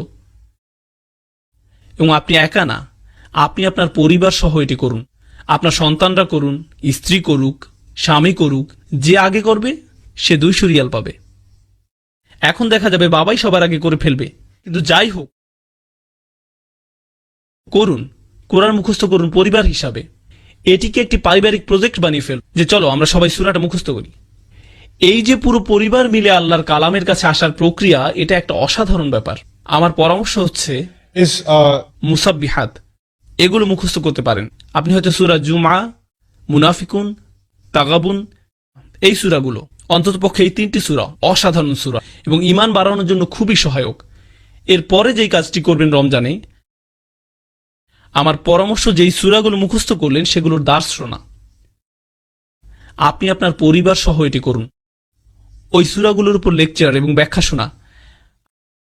আমি যেই সূরাগুলো আপনাদেরকে বললাম সেগুলোর সূরা 62, 63 এবং 64, এগুলো সূরার ক্রম নাম্বার। আমি এই সূরাগুলো একটি বিশেষ কারণে বেছেছি, কারণ এই সূরাগুলো সেই মুসলিম উম্মাহ সম্পর্কে যারা তাদের ঈমান হারাচ্ছে, এবং এই সূরাগুলোর মধ্যে দিয়ে আল্লাহ ঈমান আবার পুনর্নির্মাণ করছেন।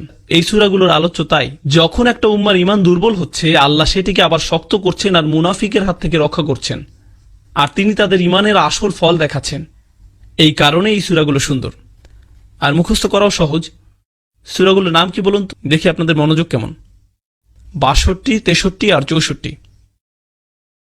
আমি বলছি না যে রমজানে আপনি আর অন্য কোনো পড়াশোনা করবেন না, যেমন আমি ব্যক্তিগতভাবে আরবি ভাষা শিক্ষার ভক্ত, কিন্তু সেগুলো ঠিক স্পিরিচুয়াল পড়াশোনা বলা যায় না।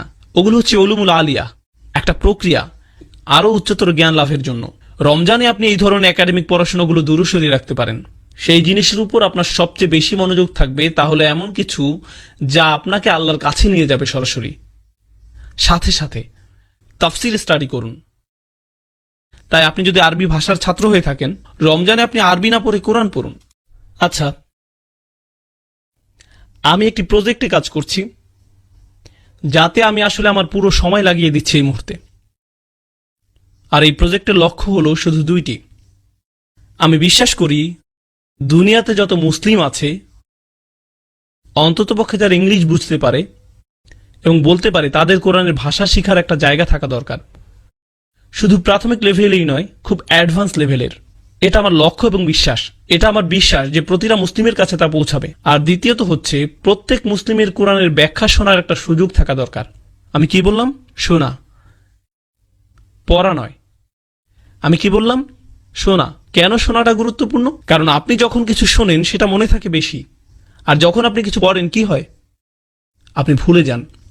10 বছর আগেও আমি যেই লেকচারটা শুনেছিলাম সেটা আমার এখনো মনে আছে, কিন্তু 10 বছর আগে পড়া কোনো আর্টিকেল আমার মনে নেই। এমনকি আজকে সকালে যে আর্টিকেলটি পড়েছি সেটাও আমার মনে নেই, কিন্তু লেকচার আমার মনে আছে। কোরআন যখন লেকচার আকারে দেয়া হয় তখন কি হয়, আপনার মনে থাকে। আজকে বাড়িতে যাবার পর যখন আপনি রোজার আয়াতগুলো পড়বেন তখন আমি যা বলেছি তার অনেক কিছুই আপনার মনে পড়বে, কারণ আপনি শুনেছেন। আমি যদি আমার লেকচার একটা প্রিন্ট আউট দিয়ে পড়তে বলি তাহলে কি হবে, আপনার মনে থাকবে না। যদি আমরা চাই যে উম্মাহ কোরআনের কাছাকাছি আসুক, তাহলে আমাদেরকে কোরআনের ব্যাখ্যাটা তাদেরকে অডিও ভিডিও আকারে মানুষের কাছে পৌঁছাতে হবে, যেন মানুষ শুনতে পারে এবং মনে রাখে। এটা একটা মিশন, এবং এটা অবশ্যই মিশন হবার দাবি রাখে। আলহামদুলিল্লাহ, এই মিশনের প্রথম ধাপটা শেষ হয়ে গেছে। আমি কোরআনের একদম প্রাথমিক তাফসিরের প্রজেক্টটা শুরু করেছিলাম, বলা যায় যেখানে কোরআনের অনুবাদের সাথে সহজ ভাষায় তার ব্যাখ্যা করা হবে, যাতে পুরো পরিবার একসাথে বসে আল্লাহর কালাম শুনতে পারে এবং কিছু শিখতে পারে। এটার নাম হচ্ছে কভার টু কভার প্রজেক্ট। এটা শেষ হয়েছে আলহামদুলিল্লাহ, এবং অনলাইনে পোস্ট করা হয়েছে। আমি আপনাদেরকে বলেছি সূরা নাম্বার 62, 63 আর 64 মুখস্থ করতে। এরপর আমি যেটা চাই সেটা হচ্ছে আপনারা ওয়েবসাইটে যান এবং এই 3টি সূরার দুরূদ শুনুন। এই সূরাগুলো লেকচারগুলো আছে ওয়েবসাইটে, 2, 3, 4 বার শুনুন, 2, 3, 4 বার শুনুন, যতক্ষণ না এই সূরার বার্তাগুলো আপনার মাথার ভিতরে গেঁথে যাচ্ছে। এরপর যখন আপনি নামাজে দাঁড়াবেন আর ওই সূরাগুলো পড়বেন, আপনি বলা যায় প্রকৃত অর্থে আল্লাহর সাথে যোগাযোগ স্থাপন করবেন। কারণ আপনি আয়াত মুখস্থই শুধু করেননি, আপনি জানেন এর অর্থ কি, নিজের পক্ষে কি অর্থ বোঝাচ্ছে তার কিছুটা হলেও আপনার এবং আপনার পরিবারের মাঝে থাকবে। তাই যখন আপনি বাসায় আছেন, কোনো কারণে হয়তো মসজিদে আসতে পারেননি, আর বাসায় আপনি সালাতে ইমামতি করছেন, আর আপনি তখন ওই সূরাটি তেলাওয়াত করছেন, আপনার পুরো পরিবার বুঝতে পারবে, আপনার পুরো পরিবার খুশুর সহিত নামাজ পড়বে। ওই ওয়েবসাইটের লিঙ্কটা হচ্ছে bayyinah.tv। বানান না পড়লে আমি বলে দিচ্ছি, আপনারা ফোন বের করে লিখে রাখুন। আমি জানি আপনাদের সেলফোন আছে, মজা করবেন না। আপনি সূরা জুমআ, তাগাবুন আর মুনাফিকুন এর দুরূস ওখান থেকে শুনতে পারবেন। আশা করি আপনারা উপকৃত হবেন আল্লাহর ইচ্ছায়। আশা করি আপনারা রমজান বিষয়ক আজকের আলোচনায় উপকৃত হয়েছেন। আমি দোয়া করি যে আল্লাহ আমাদের সবার রমজান কবুল করুক। দোয়া করবেন যেন আমি ঠিকমতো আমার জায়গায় ফিরে যেতে পারি। বারাকাল্লাহু লি ওয়া লাকুম। আসসালামু আলাইকুম ওয়া রাহমাতুল্লাহ।